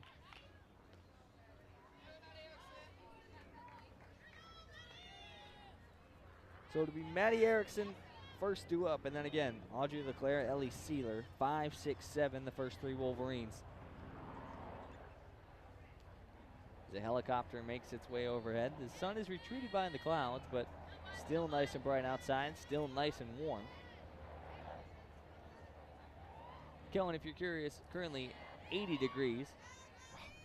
Temperature in Ann Arbor, Michigan, 23 degrees with some snow coming down. I don't know about you. I would take this.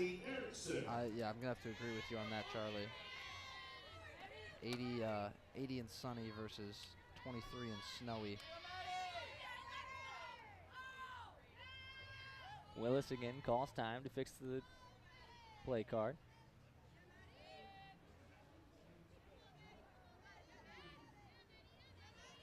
First pitch on the way to Erickson. One batting glove for the freshman. First pitch popped up and knocks one off the top of the net and bounces it into the stands behind us. The original ball stays in play. Next one might come down right on top of us. It's lingering. There is a ball that's just sitting right above us.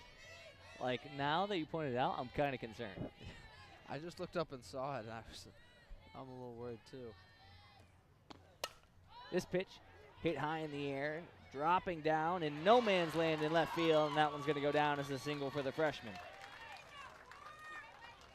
Nice job going down to get it by Erickson, and that's going to put a runner on with no outs. That was a good swing, good piece of hitting there from Maddie Erickson, the freshman. Just like you said, dropped it right in between the shortstop, the left fielder, and the center fielder. And Michigan's going to look to continue to chip away here. Pitch running at first base for the Wolverines, number 14, Janelle Iroquois. So Iroquois comes in to run for Erickson. So a few run opportunities here. Some speed on the bases for Michigan. LeClaire grounded out to first base in her first time up, or grounded out to the pitcher rather. First pitch her way here, low and in the dirt, ball one.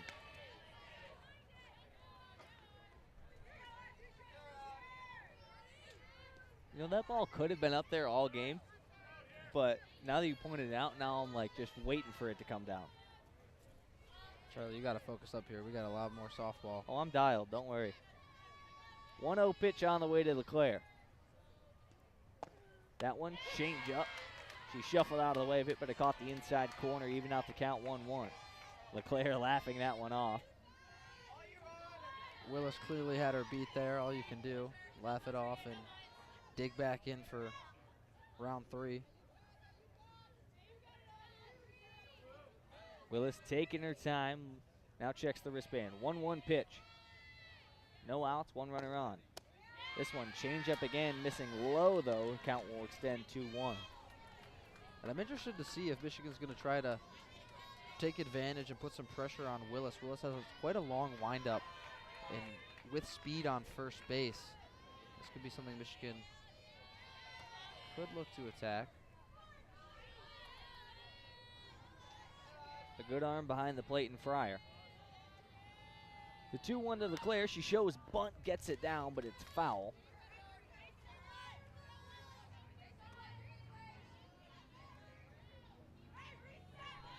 Iroquois was running on that one. I mean, she took off, was looking for any room she could find.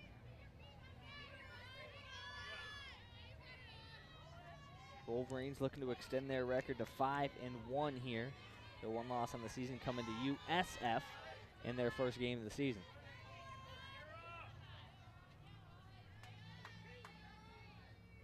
Willis checks the wristband. 2-2 pitch on the way to Audrey LeClaire. That one low outside. Check swing. Didn't go. That'll push it full. Good discipline from LeClaire there.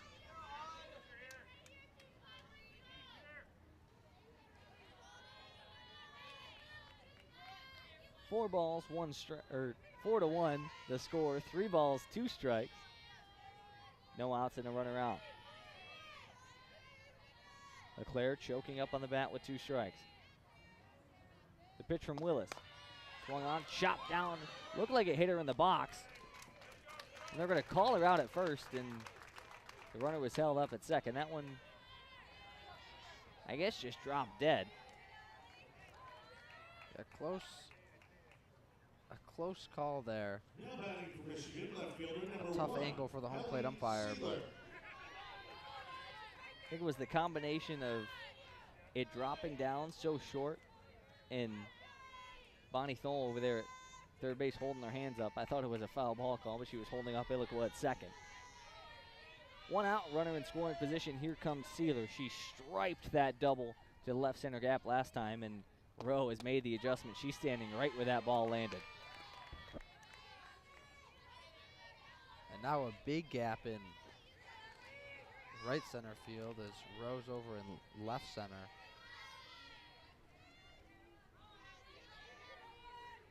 Anything in between the second baseman and Macario on second base could be a lot of trouble. First pitch to Sealer was a called strike, so the count's 0-1. This changeup catches the inside corner now. That ball floated for a long time. Willis took pretty much everything off of that one, but it paid off for her. The count sits 0-2.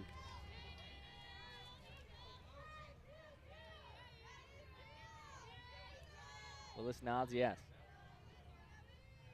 The pitch on the way. Low and outside, make it 1-2.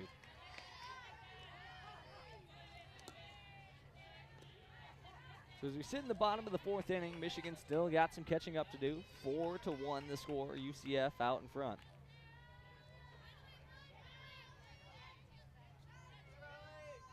Sealer was left stranded on second back in the second inning. The advantage pitch for Willis. Change up, poke, just out of the infield, and it's going to get down. Great piece of hitting there by Allie Sealer. She waited on that changeup, and then as it was dying off that left-hand side, threw the hands at it, poked it through the infield. Now Michigan has runners on the corners with one out. You took the words right out of my mouth there, Charlie. That just was really expert hitting there. Dropped it in a perfect spot in between the left fielder and the third baseman, Cody. Michigan threatening again now. 4 straight innings with runners in scoring position. Got to take advantage. Langford struck out looking in her first time up back in the second. First pitch away here, outside, ball 1.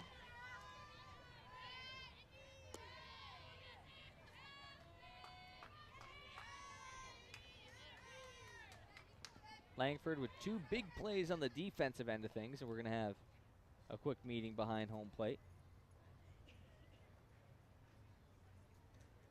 UCF coaching staff coming out to have a word with the home plate umpire. Now we're going to have a meeting on the mound, and looks like a new arm might be coming in for the Knights.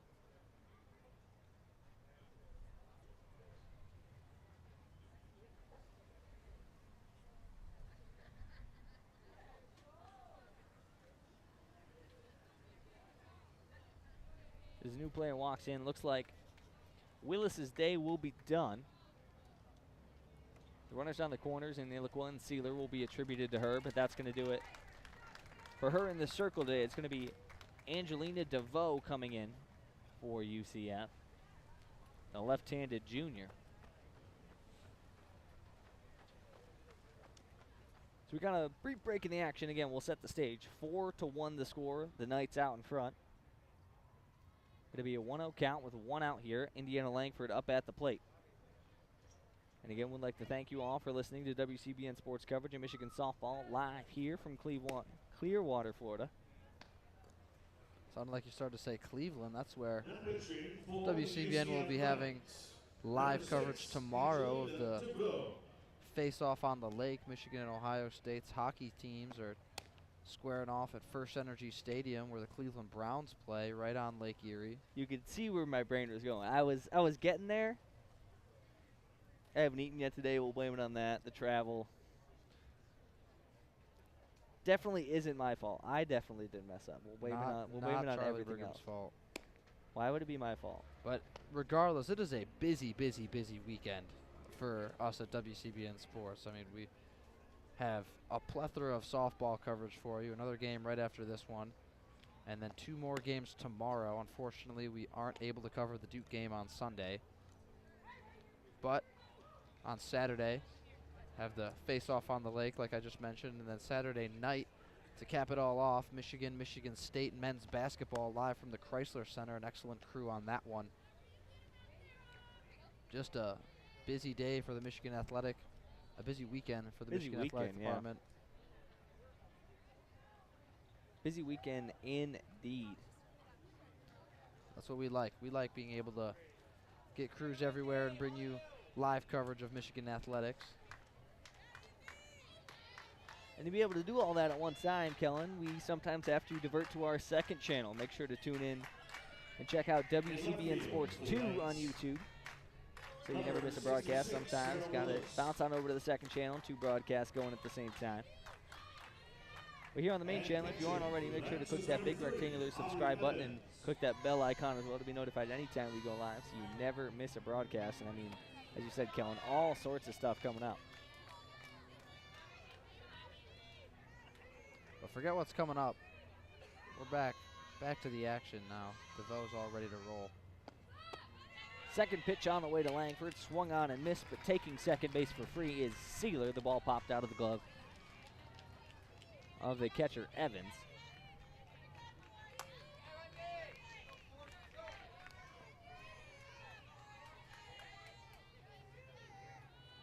Aubrey Evans, the designated player, is taking the spot behind the plate of Carson Fryer, as that pitch fouled out of play. So 1 out and 2 runners in scoring position now for Michigan.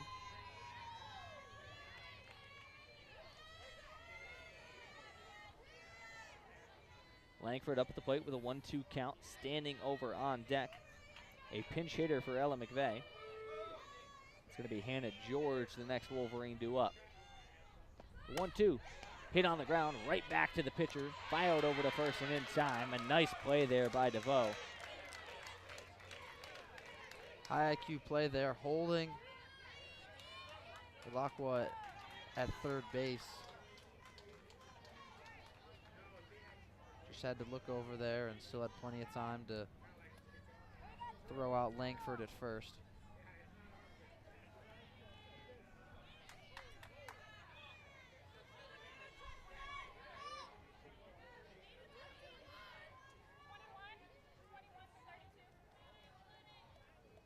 So there is the official word. George coming in for Ella McVeigh. For the Wolverines, number 21, Hannah George. The senior George will take the right-handed batter's box in a position to do some damage. Illiqua on third, Sealer on second. 2 outs. Pitch on the way, swung on and missed. George wasting no time. She took a big hack at that one. And Mattia on deck for the Wolverines. Mattia then Blair. That's a deadly duo if the Wolverines can get there. George with 1 hit and 1 RBI in her only at bat of the season, as she watches pitch number 2 go by, ball number 1.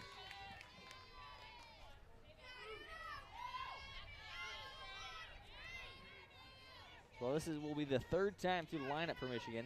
The top of the order will see DeVoe for the first time. The 1-1 from the lefty DeVoe. This one poked down the right field line and might get down. A diving play in right field to reel it in. Wow. Chloe Evans tracked that one down. It stayed up in the air for just too long. That's a tremendous defensive play from Chloe Evans in right field. That ball looked like it was going to drop and just able to get the leather underneath and hold on to it as she hit the ground. That would have been trouble. That would have scored at least one, if not both, of the Michigan runners. And you just hear the air sucked out of the Michigan fans.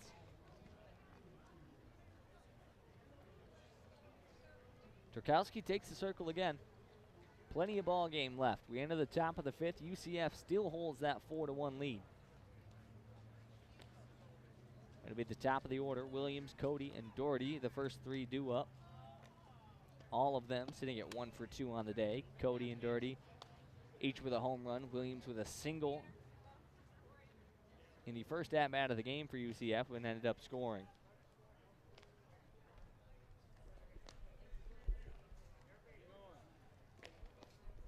This is the part of this UCF lineup that's given Michigan a lot of trouble. Cody obviously has had herself an afternoon, to say the least. Again, would like to remind you, WCBN Sports will have coverage of the game immediately following this one as Michigan scheduled to play at 6 p.m. They will be facing off against Louisiana.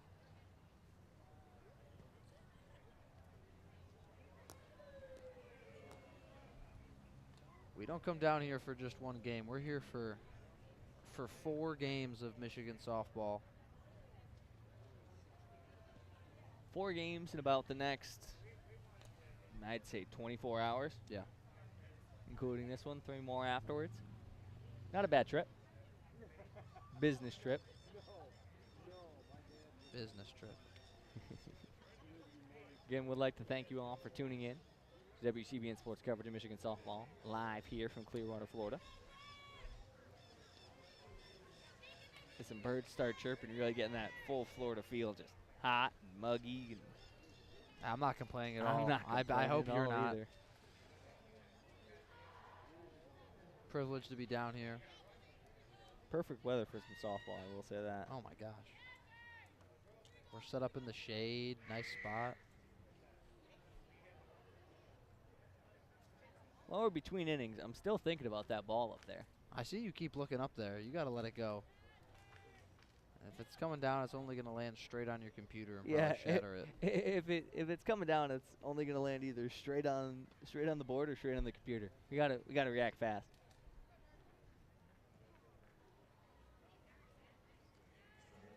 Got to make a play like Chloe Evans did out in right field there. There you go. Good callback.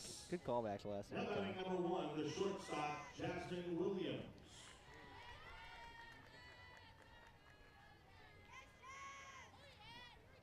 Sun's starting to poke through the clouds a little bit. McVeigh has re-entered the lineup for George and will take her spot back at shortstop.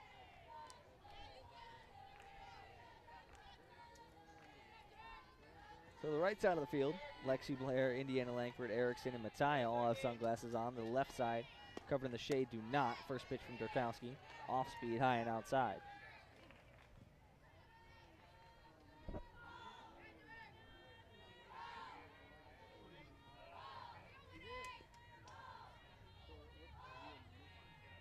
After missing on the 0-0, Durkowski will settle back in.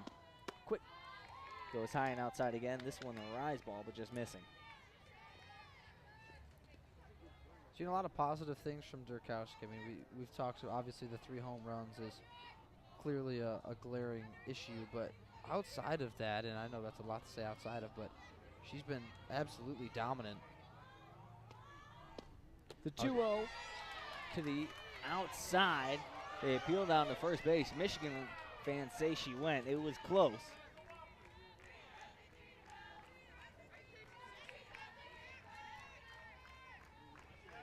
Durkowski sighs in frustration. Now will step back onto the rubber. A 3-0 count on the way to Williams. The pitch, right down Broadway, call strike 1. 3-1 hitters count for Williams.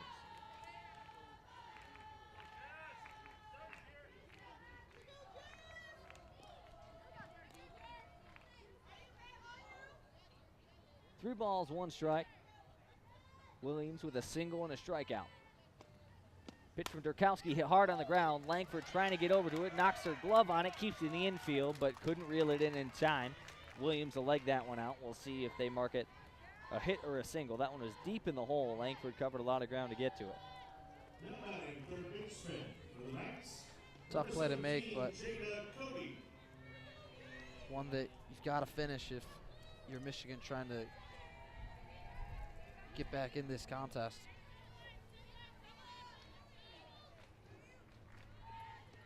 So 1 runner on, no outs, and here comes Cody.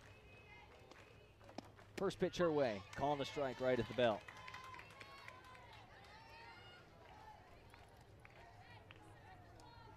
Jasmine Williams' one stolen base attempt on the year was caught in that one and only attempt.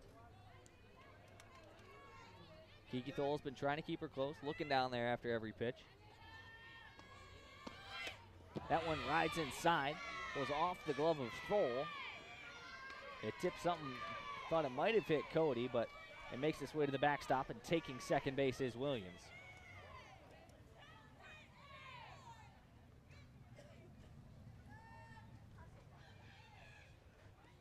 We're going to have a quick word. Bonnie Thol steps over and has a word with the home plate umpire.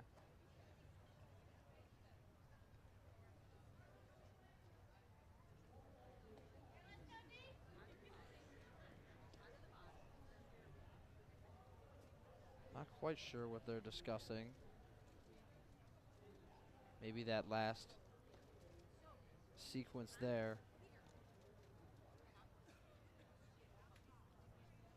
Frustrated seemingly that Cody didn't get out of the way. Thol might have actually had a chance to throw the runner out at second. Williams started taking off and then kind of stutter stepped. And we know Thol has an absolute gun there behind the plate. As we hear the cheers of the other fields going on behind us. I got some nice food trucks out front that I saw as we were walking in. I'm going to have to come check that out in between games. Seems like everyone in the ballpark is just as curious as we are because everyone is silent right now, just trying to listen in on the conversation happening at home plate.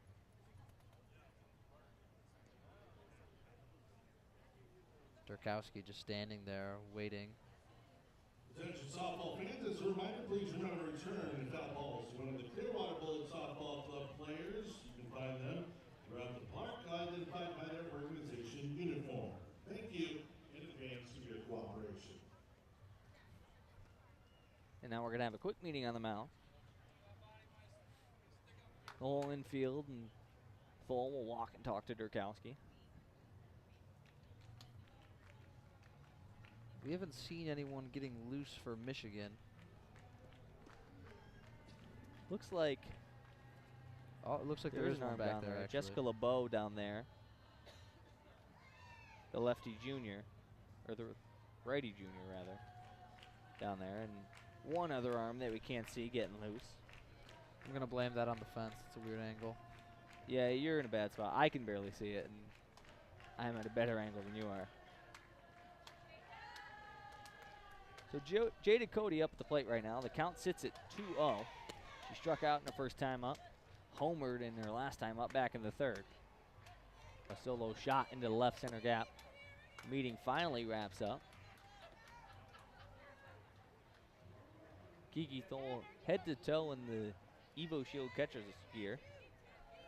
Of course, the TaxAct Clearwater Invitational, sponsored by Presenting Evo Shield sponsor. here.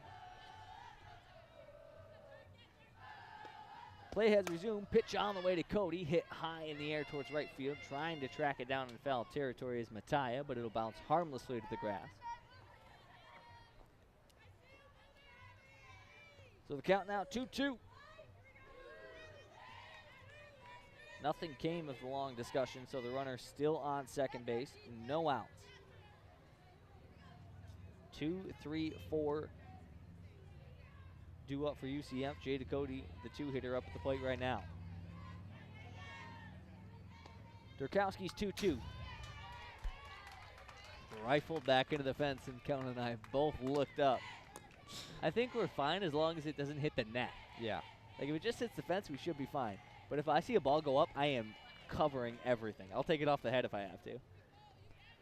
I'll make a nice diving play. I'd rather have a bump on my head than have to buy a new laptop. And not or a new soundboard. The 2-2 outside. Great get by Thol to keep the runner honest at second.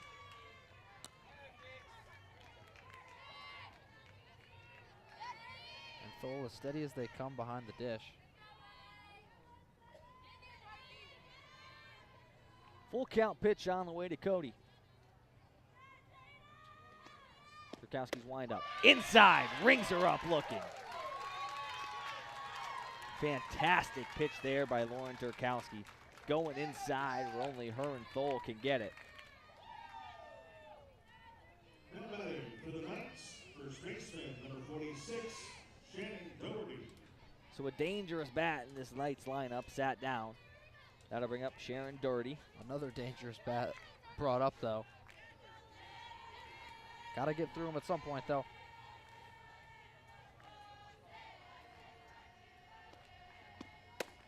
Grounded out to second in her first time up. And Durkowski blows the 0-0 fastball by her.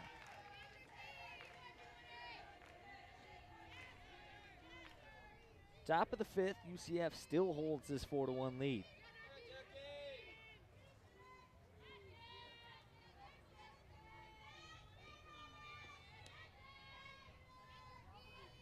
Deep breath from Durkowski. The windup. The pitch high. Thole pops up to reel it in.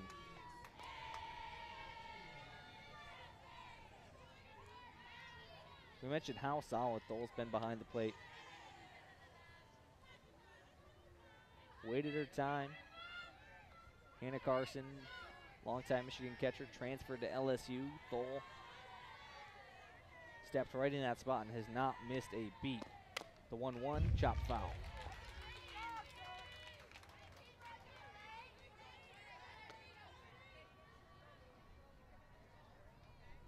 Carson was both a potent bat and reliably for Michigan defensively, but Thole stepping in to fill that role nicely as the starting catcher.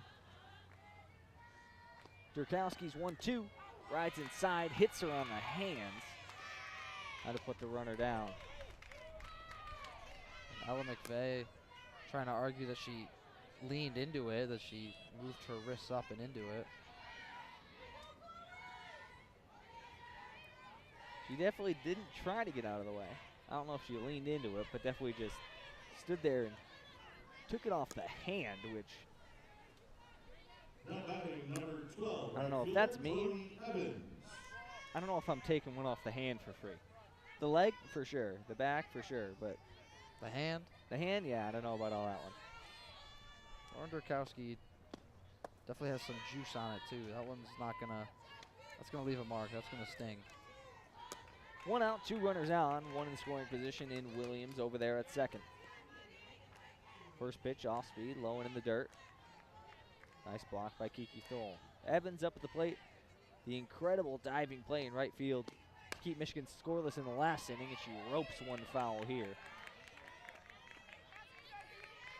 Got all of that one, just came around a little bit early. Struck out looking in the first, grounded out to third in her last time up.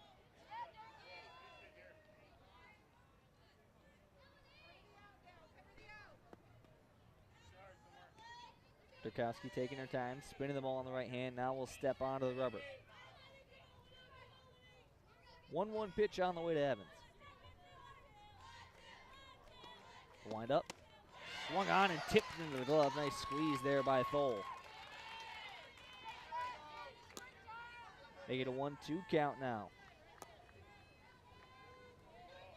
Kennedy Searcy waiting on deck.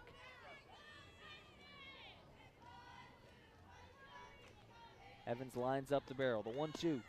Swung on, popped up. Blair tracking it down all the way to the wall, trying to lean over. It's not going to matter.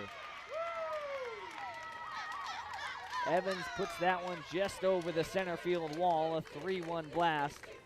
And the UCF lead extended to 6, 7-1.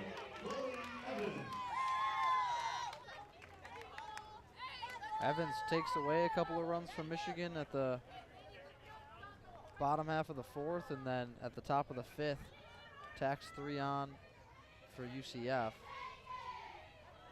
It looks like we're going to have a substitution. Most likely a new arm in the circle for Michigan.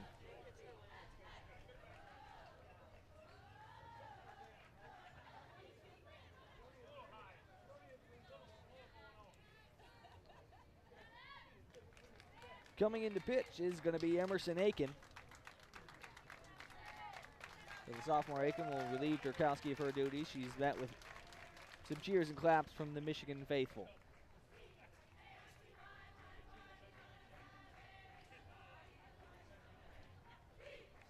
Aiken, another one of these sophomore arms for Michigan that was mostly used in relief last year, but definitely we'll see some starting work for the Wolverines this year with no more Bobian or Storako.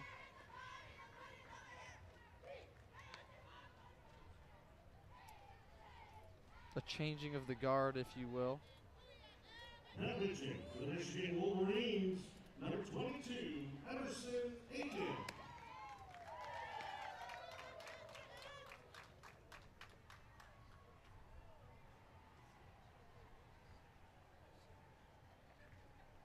Some clouds coming over. Looks like it just blocked out the sun. Hopefully it doesn't rain, considering we're sitting outside. Yeah, I hope it doesn't rain. So if we have a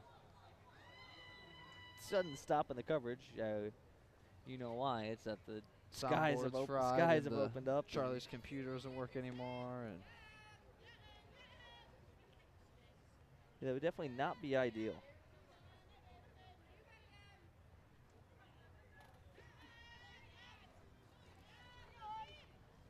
So Emerson Aiken finishes her warm-up. She's going to have CRC to deal with first. 5, 6, 7. The next 3 Knights due up. CRC with a strikeout and a single in her last time up. That one coming back in the 4th inning was left stranded on first.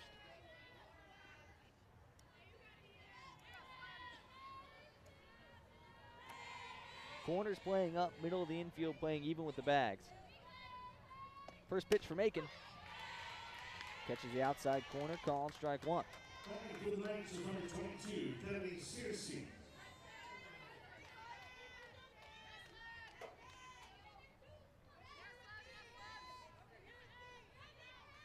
Searcy steps into that left-handed batter's box, an 0-1 count for her. Make it a 1-1 count as Aiken's pitch misses just low.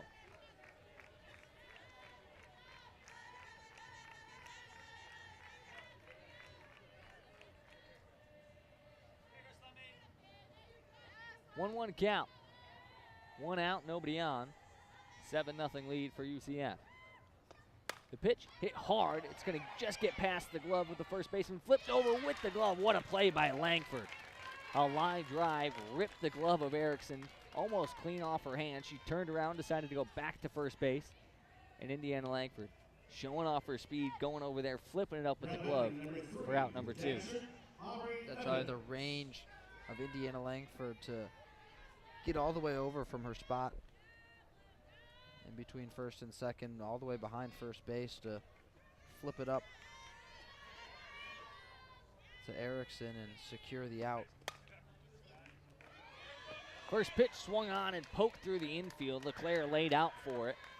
Tipped off her glove. McVeigh laid out as well, but just bounces through. Evans on it with a swinging on the first pitch, and she'll end up on first. And already a completely different game than what we saw with Durkowski on the mound. It was 8 strikeouts for Dirk, and Emerson Aiken already, we've seen a couple of balls on the ground early.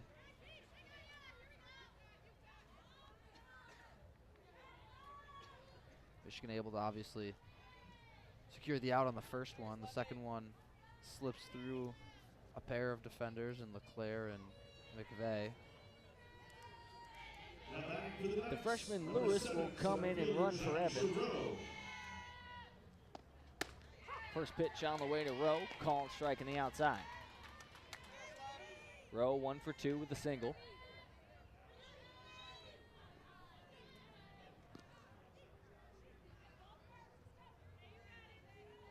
Good speed over there on first base and Lewis. Aiken's 0-1 pitch, swung on and missed again, gets her to chase low in the zone. 0-2 count here. Emerson Aiken taking her time, walks to the back of the circle.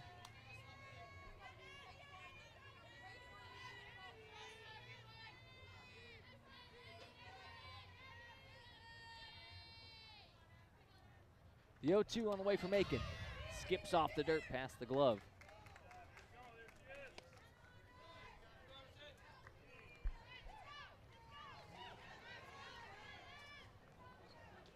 Looks like they're going to say The runner left early, so that'll do it for the side.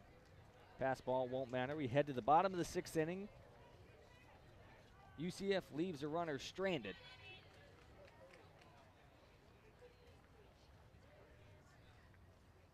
(7-1) though. The story of the game, obviously the long ball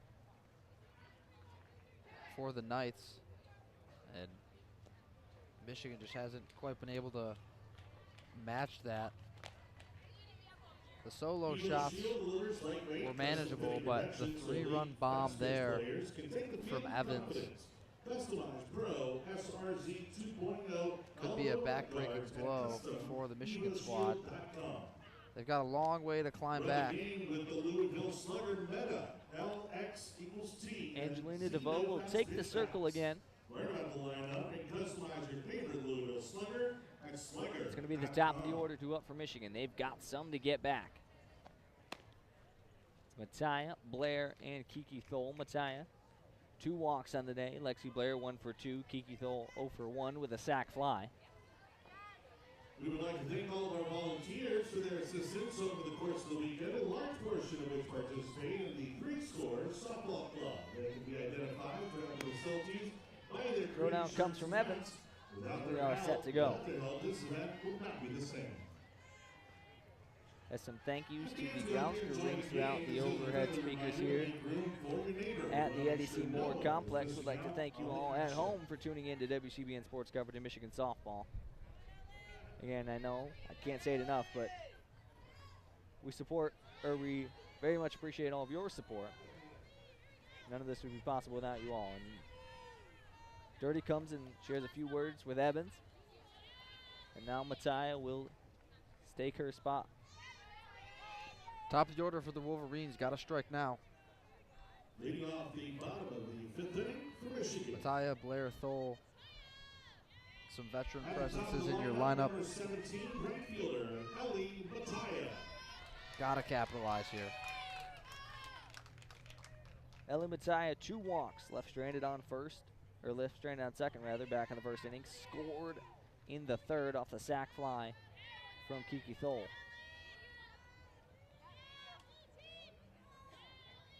Mattia sitting with a .438 batting average, a cool .571 on base percentage.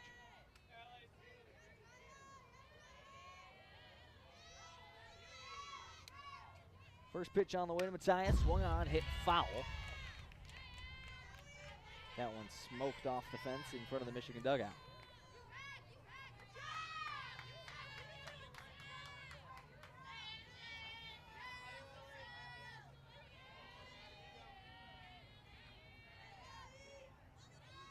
DeVoe taking her time, looks to the dugout, now we'll go to the glove. The 0-1 deal from the lefty is low and outside, make it 1-1. Mattia, a very selective hitter.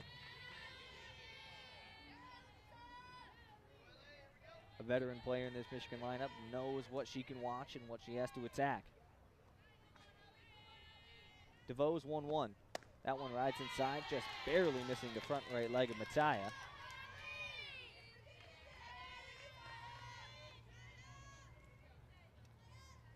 That'll push the count 2-1.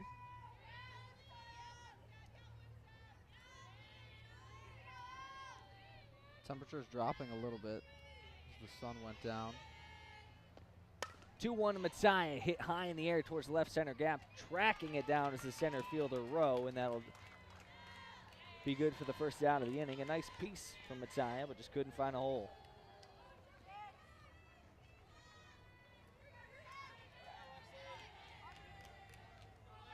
So the flyout will bring up Lexi Blair. 1 for 2 on the day. Singled in the 1st inning, grounded out to 3rd in her last time up.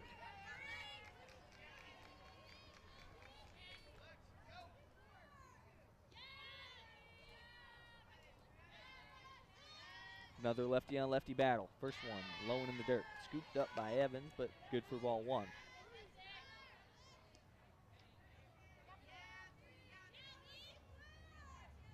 Blair shrugs the shoulders a little bit. Now we'll step in. Kiki Thole waiting on deck. Corners even with the bag. Middle of the infield playing back. About a step in from the grass. The 1-0, a changeup that got Blair swinging. That was a big hack there. Blair wanted to put that ball back in Ann Arbor.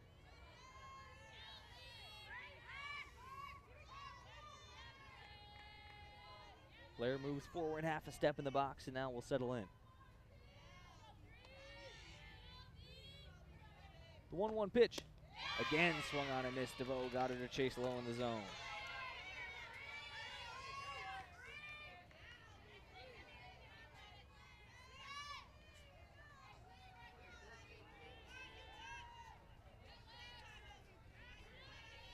One ball, 2 strikes. 1 out following the fly out from Mattia. DeVoe's 1-2. High up near the eyes. Make it 2-2 count. Lexi Blair's got to find a way to get on base here. Got to give your team some momentum. Senior leader. And you are running out of time if you're Michigan. Give your team something to rally around here.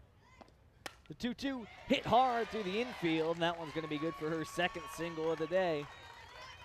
As you said, Kellen, give your team something to rally on, and that could be the start to something. Nice piece of 2-strike hitting there from Lexi Blair, and that'll bring up Kiki Thole. Rejection, number 2, Kiki Thole.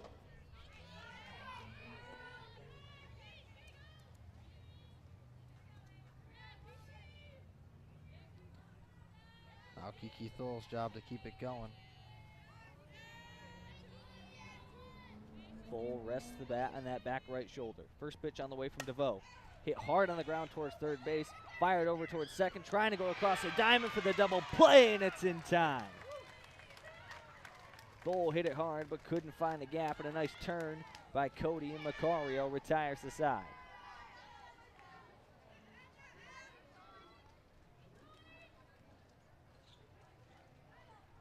We head top 6. The score is still Knights 7, Wolverines 1. It's going to be Emerson Aiken back in the circle again.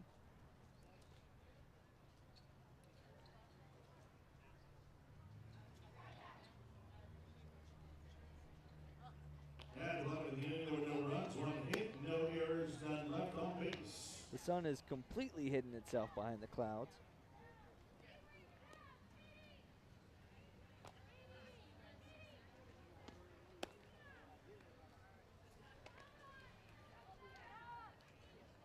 Now Emerson Aiken's got to find a way to get some quick outs. And what we've seen so far, Aiken's been, we've seen more balls in play relative to the amount of time she's pitched compared to Turkowski, but a lot of these balls on the ground. Find more events, cool attractions, and hot restaurants online at visitstclearwater.com. Full makes her way out of the dugout.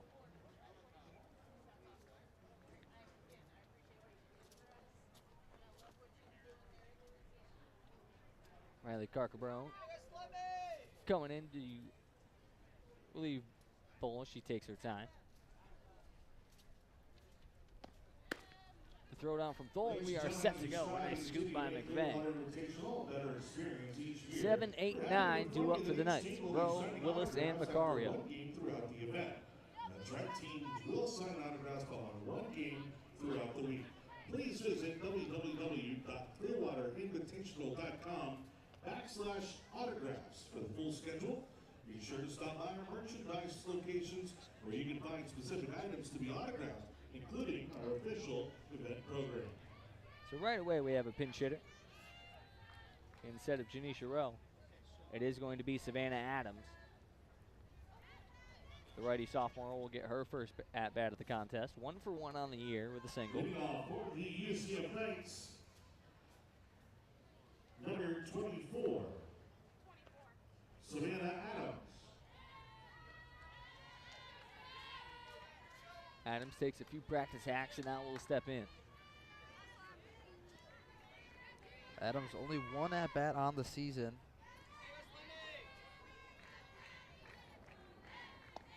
First pitch her way, just above the letters, ball 1.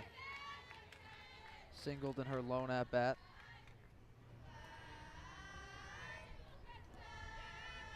Top of the 6th inning here.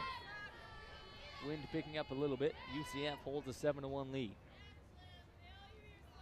1 ball, no strikes. Emerson Aiken gets a ground ball that's ripped through the infield. Nice piece of hitting there by Adams.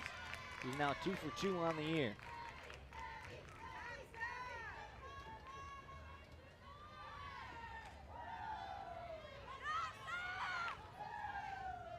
Another substitution.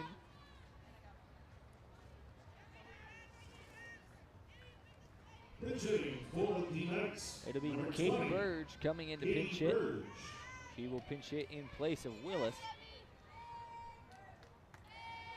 UCF going to the reinforcements here late.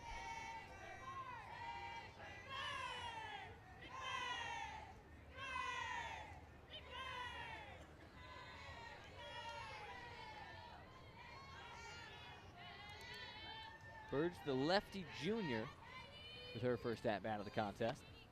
First pitch her way, right down Broadway, called strike 1.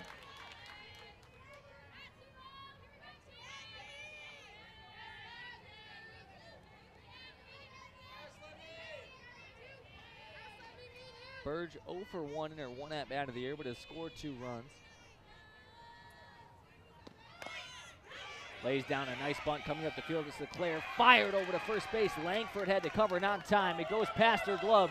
Nobody's covering home. Trying to score all the way from first. Now play at third, not in time. Reaching all the way to third is Katie Burge on a bunt. Just a disastrous play from Michigan. Miscommunication, no one's covering the plate. And so, just a bunch of defensive errors there. Burge, like you said, Charlie, reaches third, and Adams crosses the plate from first. Both corners crashed. Leclerc and Erickson both coming up to try to field the bunt. Leclerc was the one who fielded it, threw it to first where the second baseman Langford was covering. The throw went past her glove. Ella McVeigh, the shortstop, covered second base. Kiki Thole, the catcher, had to run down to third to cover there, and then no one was left at home plate. Taking it for free is UCF to extend their lead. It now sits at 8-1. Emerson Aiken tried crashing down at the last second, but it was just too little too late. As Michigan breaks huddle from the circle. Now batting for the Knights, second baseman, number Gotta 5, imagine they've been discussing that and just trying to communicate where they all needed to be. No outs, nobody on. That'll bring up Macario. Excuse me, 1 runner on third base. First pitch to Macario, misses outside.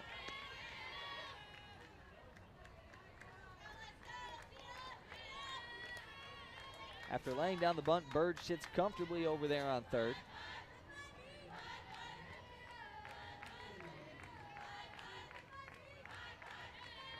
Aiken takes a deep breath. Macario lines up the bat, takes a big swing, and comes up empty.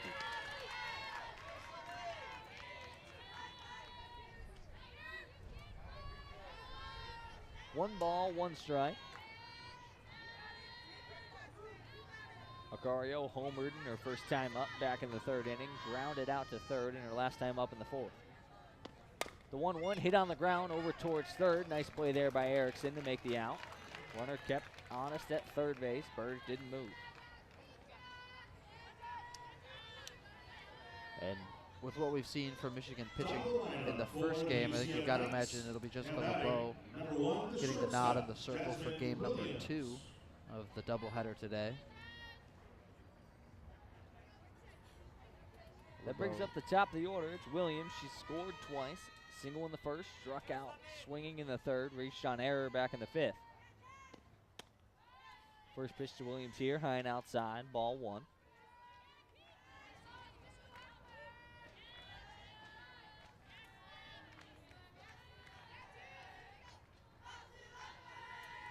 Burge with that left foot on the bag at 3rd. Aiken checks the wristband. The delivery. Beautiful pitch there. That pushes the count 1-1. I mean, that is just picture perfect. Couldn't place that one better if you tried. The count's even at 11.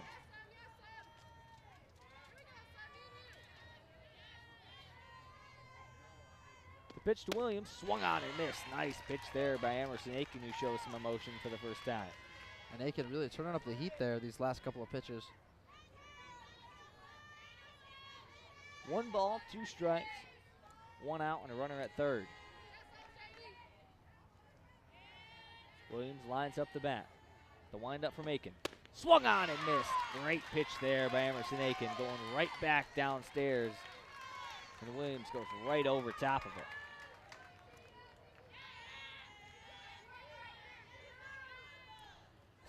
Two outs now for the Wolverines, and that runner on third still lingering. Burge.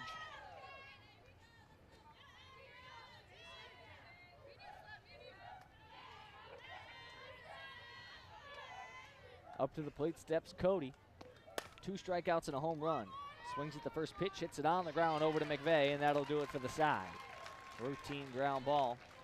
We head to the bottom of the 6th. Michigan has a lot of work to do. And you said it, Charlie, a lot of work to do, but in this kind of format here, you can't get too hung up on one game, be too emotional about one game, one potential loss or win, whatever it ends up happening, because you've got another game right after and 2 more games the next day and another game on Sunday, all against good teams. So a whole lot of softball to be played. It's 4-5-6 due up for Michigan. Livingston, Erickson, Leclerc. And it will be Angelina DeVoe back in the circle for the UCF Knights. One game won't make or break the weekend unless you let it.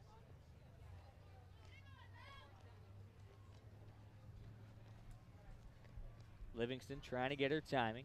This will be the first time she's faced DeVoe. Food and drink option, then head over to the Tail Greeter tailgate zone, located at Field 4 to secure your access. And if you're also hungry, concessions are located at the center of the complex at the main entry gate.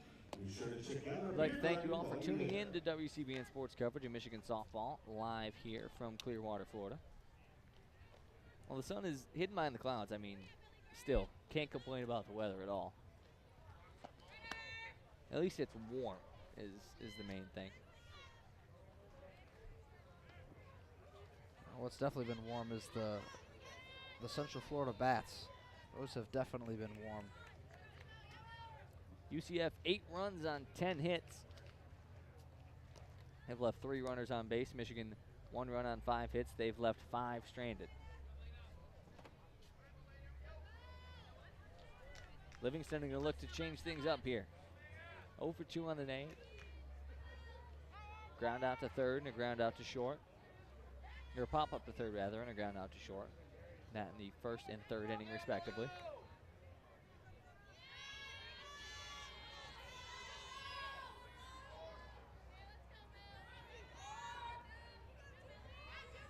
We're just waiting for play here. The UCF bench discussing some things, and now looks like we're finally set to go. DeVoe will check the wristband on her right arm and now go to the glove. First pitch to Livingston. Catches the outside corner, call strike 1.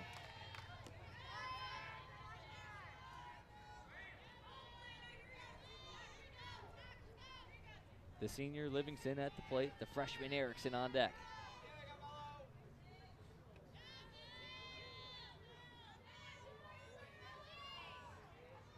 Livingston waves the bat and now cocks it behind her right shoulder. That pitch riding inside, ball 1. A quiet day for Melina Livingston. 0 for 2 on the day. But we know she has the pop in that bat to alter the course of a game at any moment. The 1-1 pitch. It was low and outside. Livingston chased it and dribbled it down the third baseline, foul. It was an off-speed pitch that was tailing away.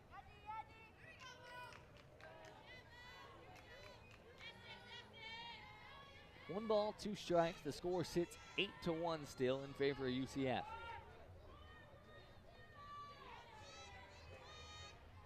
DeVoe's 1-2.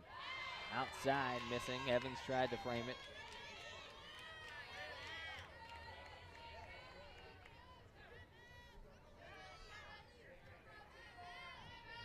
Again, 4-5-6 for Michigan. Livingston, Erickson, LeClaire. The wind has died down a bit, still blowing out towards center. The 2-2 change-up. Livingston didn't like it, but she's rung up. It was right at the letters, but just snuck in there. Number 4, Maddie Erickson. Yeah, that one is one of those calls that if you think back to this game earlier when it was a 2-1 ball game or a 3-1 ball game, you might not get that call as Erickson rips a line drive through the infield. But as this ball game gets extended towards 8 run in the bottom of the 6th, the zone starts to stretch a little bit. Yes, it does. Now batting for the Wolverines, third baseman, number 25, Audrey LeClaire. Following the line drive, that'll bring up LeClaire.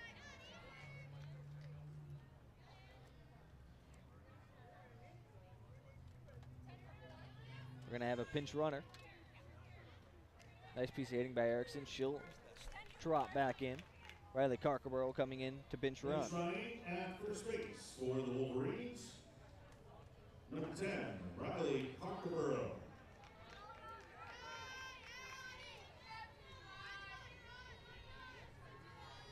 One out, 1 runner on.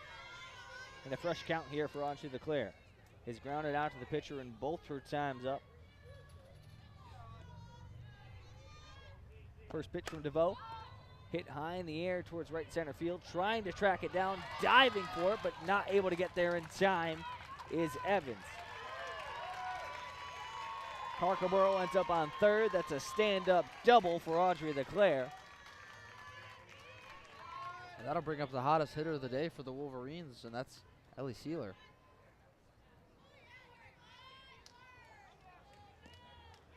For a second there, it looked like Evans was going to nab her second web gem of the day, putting her body on the line, but just couldn't quite get there. And as you said, Kellen, that'll bring up Ellie Sealer, 2 for 2 on the day. Now batting for the Wolverines, left fielder, number 1, Ellie While there have Sealer. been 4 home runs hit in this game, I think Ellie Sealer might hold the title for the hardest hit ball. That double she hit back earlier in this ball game was just an absolute scorcher. As pitch number 1 goes low and away. And Michigan not going away quietly. Especially in a situation where you're playing right after this. All these at-bats matter. They mean something. Get in rhythm. Get your confidence up, whatever it may be. Even if it doesn't directly change the result of the game. That pitch to Sealer, misses low, make it a 2-0 hitters count. A double in the second and a single in the fourth. As you said, Kellen, Sealer's been really the one bright spot in this Michigan lineup so far.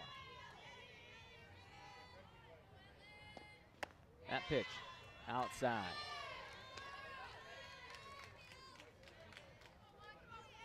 Excuse me, that will make it a 2-0 count. So runners on second and third, 1 out here. Little lefty on lefty action.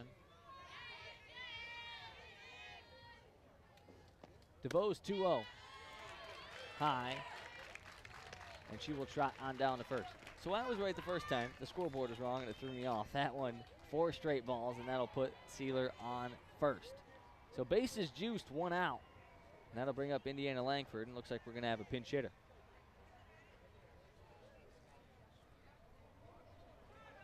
I should know better. Never trust the scoreboard. Trust my instincts. Trust my own counting abilities. It'll be the freshman Maddie Ramey stepping into the box from Michigan.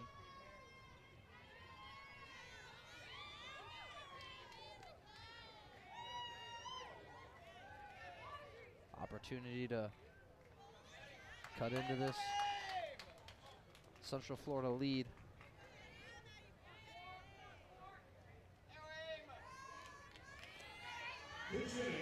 Ramey in a good position to do some damage. Bases juiced, one out.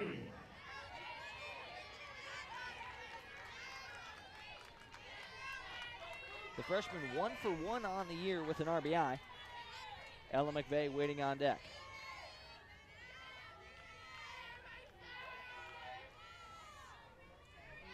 Bases loaded for the first time today. DeVoe's pitch. Low out of the zone, 1-0 count.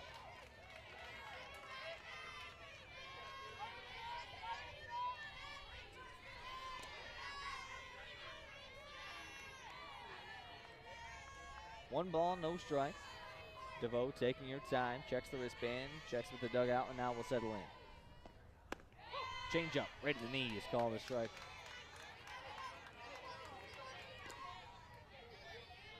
Ramey trying to feel things out here.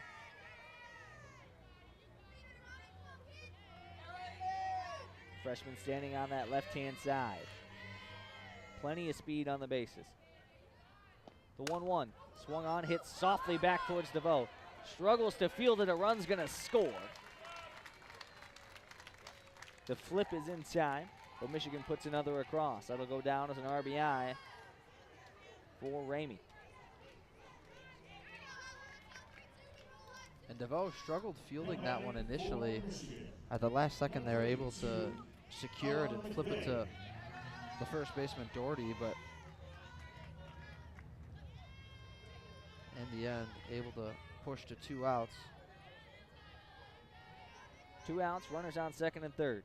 The pitch to McVeigh, hit on a soft line. Coming up to make the play is Williams. Michigan leaves 2 more stranded. Looked like they were maybe putting something together there. But that'll bring us to the top of the 7th. Emerson Aiken will take her spot in the circle again. Michigan just looking to minimize damage. Fans, visit St. Pete Clearwater. Thanks to you for coming to the TaxAct Clearwater Invitational, presented by Evo Shield. With miles of white sand beaches along Florida's Gulf Coast, And Michigan, the story of the game has been stranding runners. So much to do. Find your next getaway today. 7 hits and 7 left on base. Not the ideal recipe for success. Definitely not. We'd like to thank you all for listening to WCBN Sports coverage of Michigan softball. Again, without your support, none of this would be possible. Speaking of support, the WCBN station fundraiser is going on. Our yearly fundraiser going on at the station. If you are in the Ann Arbor and surrounding areas and would like to listen to 88.3 WCBN FM Ann Arbor for all your music needs and to hear some more about the fundraiser, make sure to tune your FM dials to that. And also 6 to 6:30, a few times a week, make sure to tune in for the daily sports report there, where you can hear all things WCBN Sports, a little sports talk show, just talking about everything under the sun. Monday through Thursday. It's always it's a mixed bag. You never know what you're going to get. I know. I'm typically hosting the Monday shows. Not next week, though. Women's basketball on FM versus Ohio State. The Buckeyes come to town. And what's sure to be a good contest between 2 ranked squads. So make sure to tune into that as the women's team looks to make a late push towards earning a couple of home games to start the NCAA tournament. Every game counts at this point, especially a ranked contest versus a Big Ten opponent. Yeah, the top 16 teams in the country, so the 1 through 4 seeds in each of the 4 regions, get to host the first game of the NCAA tournament, or the first 2 games, rather, of the NCAA tournament. That's something, obviously, Michigan and everyone else in the country is really going to be fighting for, as the first pitch to Shannon Doherty is dribbled down the third baseline, foul. And while the men's team may not They're on thin ice in terms of making a push to March Madness. The women's team looks to be on track for another run. Aiken's 0-1 pitch skips up into the glove of Kiki Thole.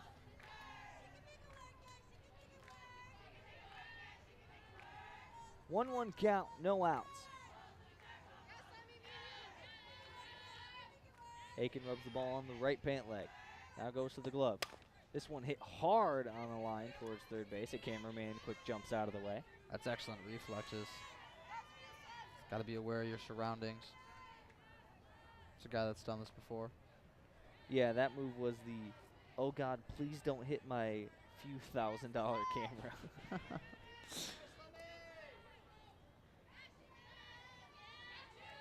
One ball, two strikes, no outs. I don't think the ever dangerous Doherty really cares about his camera.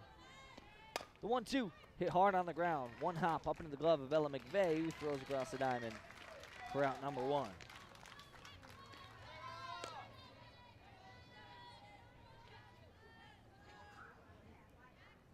One up, one down. Just a few pitches. 4 pitches to be exact. That'll bring up Chloe Evans. Struck out looking in the first, grounded out to third in the third. And then the last time up in the 5th inning, that 3-run bomb over the right field wall. First pitch away here, inside. She quick slides out of the way.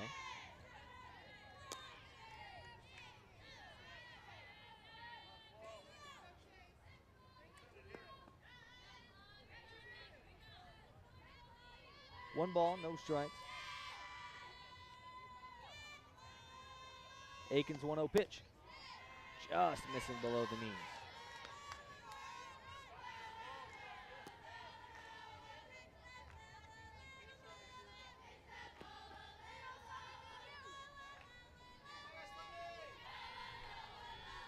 That UCF dugout is loud. They are always talking. They're up 8-2 in the top of the 7th, and they have not taken their foot off the gas. Keeping the energy high. 3 balls, no strikes here for Evans. Aiken struggling a bit to find the zone.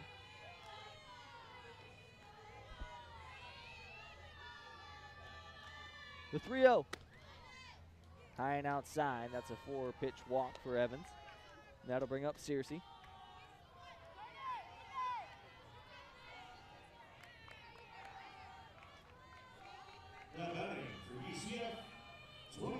Now a double play chance for a Michigan infield that's seen a lot of work in the last 2 innings.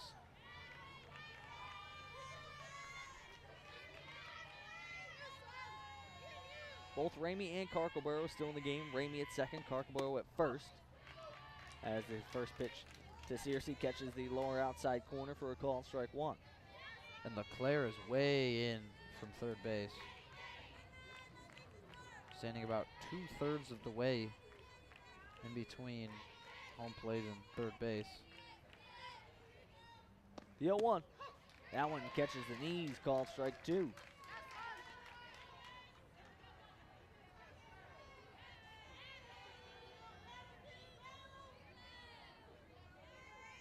No balls, 2 strikes, 1 out and a runner off.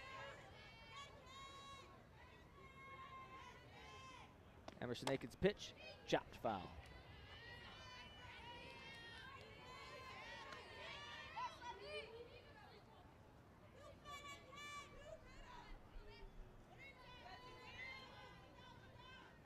Nice 2-strike pitch, keeps the count at 0-2. Lexi Blair playing in a bit shallow in center field. The 0-2 runner goes. This one hit in the air towards right field, trying to get to it, but not in time is Mattia. And Evans is going to go from first to third on the bloop single.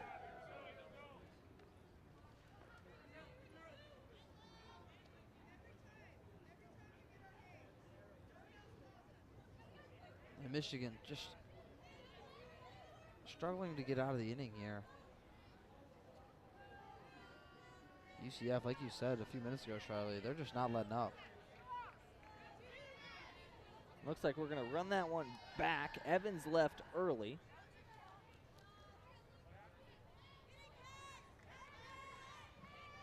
So it's going to bring Searcy back up to the plate.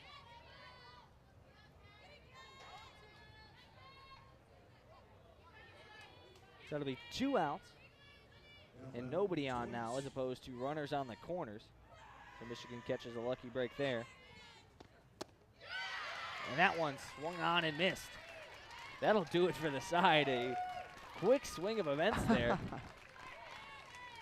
I mean, a 1-pitch difference between runners on the corners to no one on and end of the inning. And oh, now we have to go play defense again. So Michigan has a lot to get. 6 to push it to extras, 7 for the win. And it's going to have to start on the bottom half of that lineup. Actually, excuse me, no, it's Mattia Blair Thole, yeah, right at the top of the order, due up. Right at the top. It is going to be Angelina DeVoe back in the circle for UCF. Trying to put the game on ice for the Knights. Mattia 0 for 2 with 2 walks. She's also scored. Blair at 2 for 3, and Kiki Thole at 0 for 2 with a sac fly.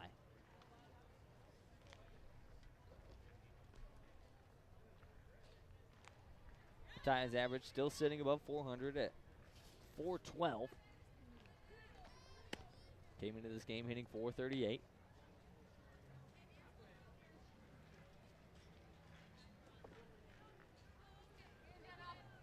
And a lot of lefties in the lineup for Michigan. Outweigh the righties 6-3 now.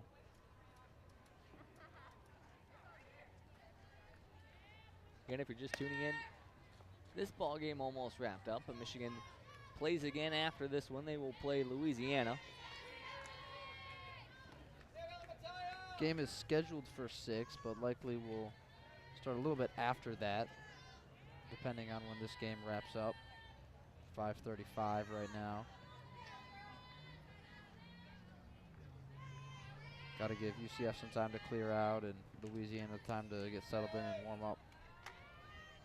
Give the grounds crew time to prep the field. All that super fun stuff. All that good stuff. So maybe looking a little closer to 6:15 start time. Bottom of the 7th, here comes Mattia. Trying to keep her team alive. First pitch on the way from Angelina DeVoe. Inside, ball 1.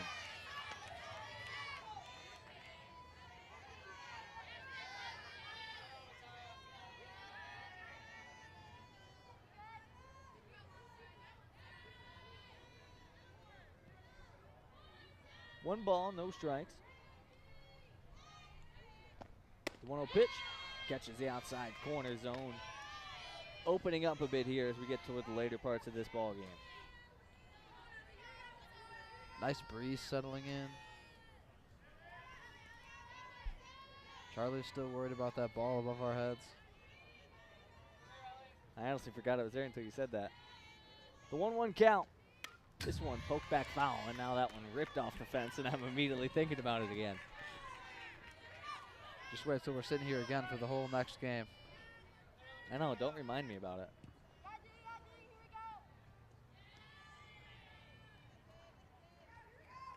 One, 2 count here for Mattia.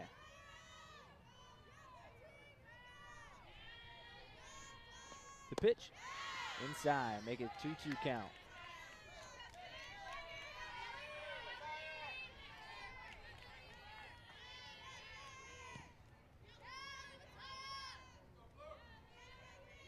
UCF 3 outs away from wrapping this one up and closing their day out with a win.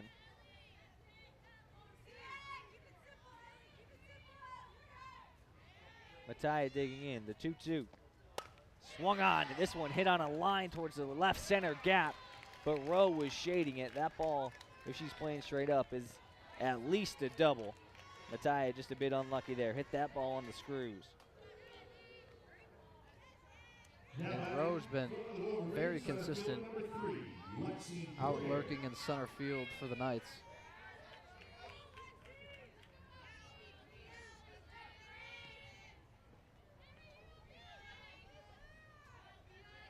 That'll bring up Blair. 2 for 3 with 2 singles, 1 to the right side, 1 to the left. She watches pitch number 1 go by, a changeup in the dirt.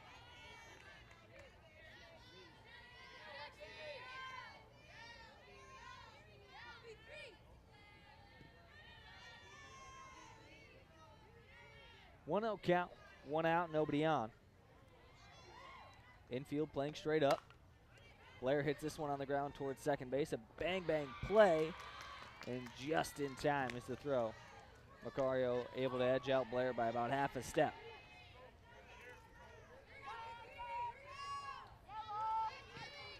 Wolverines on their last leg now.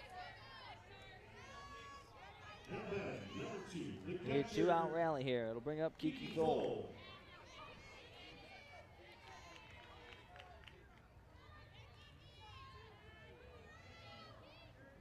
First pitch on the way to Thole. Low outside, ball 1.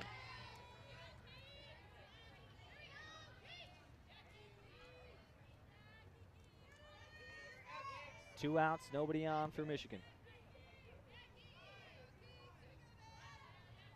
Livingston waiting on deck should we get there. The 1-0, chop foul. Thole put a nice swing on that one, just a bit too late.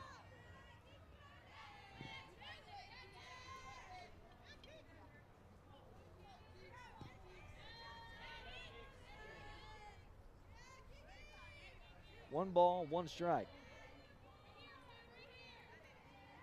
DeVoe goes to the glove, the windup. Check swing down in the dirt. They're going to say she didn't go. That one was a close call, to say the least.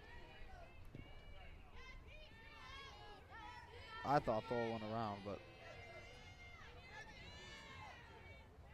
2-1.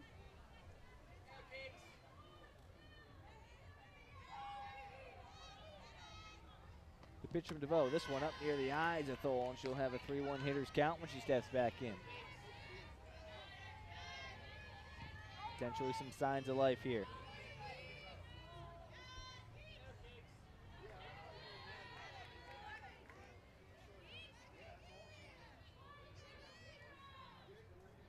The 3-1 to Thole. Hit high in the air towards left field. Tracking it back to the wall is Willis, and that'll do it. A nice swing from Thole. Ladies and gentlemen, that's your ball game. And that's it. Score, Michigan Wolverines 2. Michigan strands a number on the base paths, but it ultimately was the long ball that did them in. 7 runs off of home runs for UCF, and Charlie, it's hard to win when you give up that many home runs.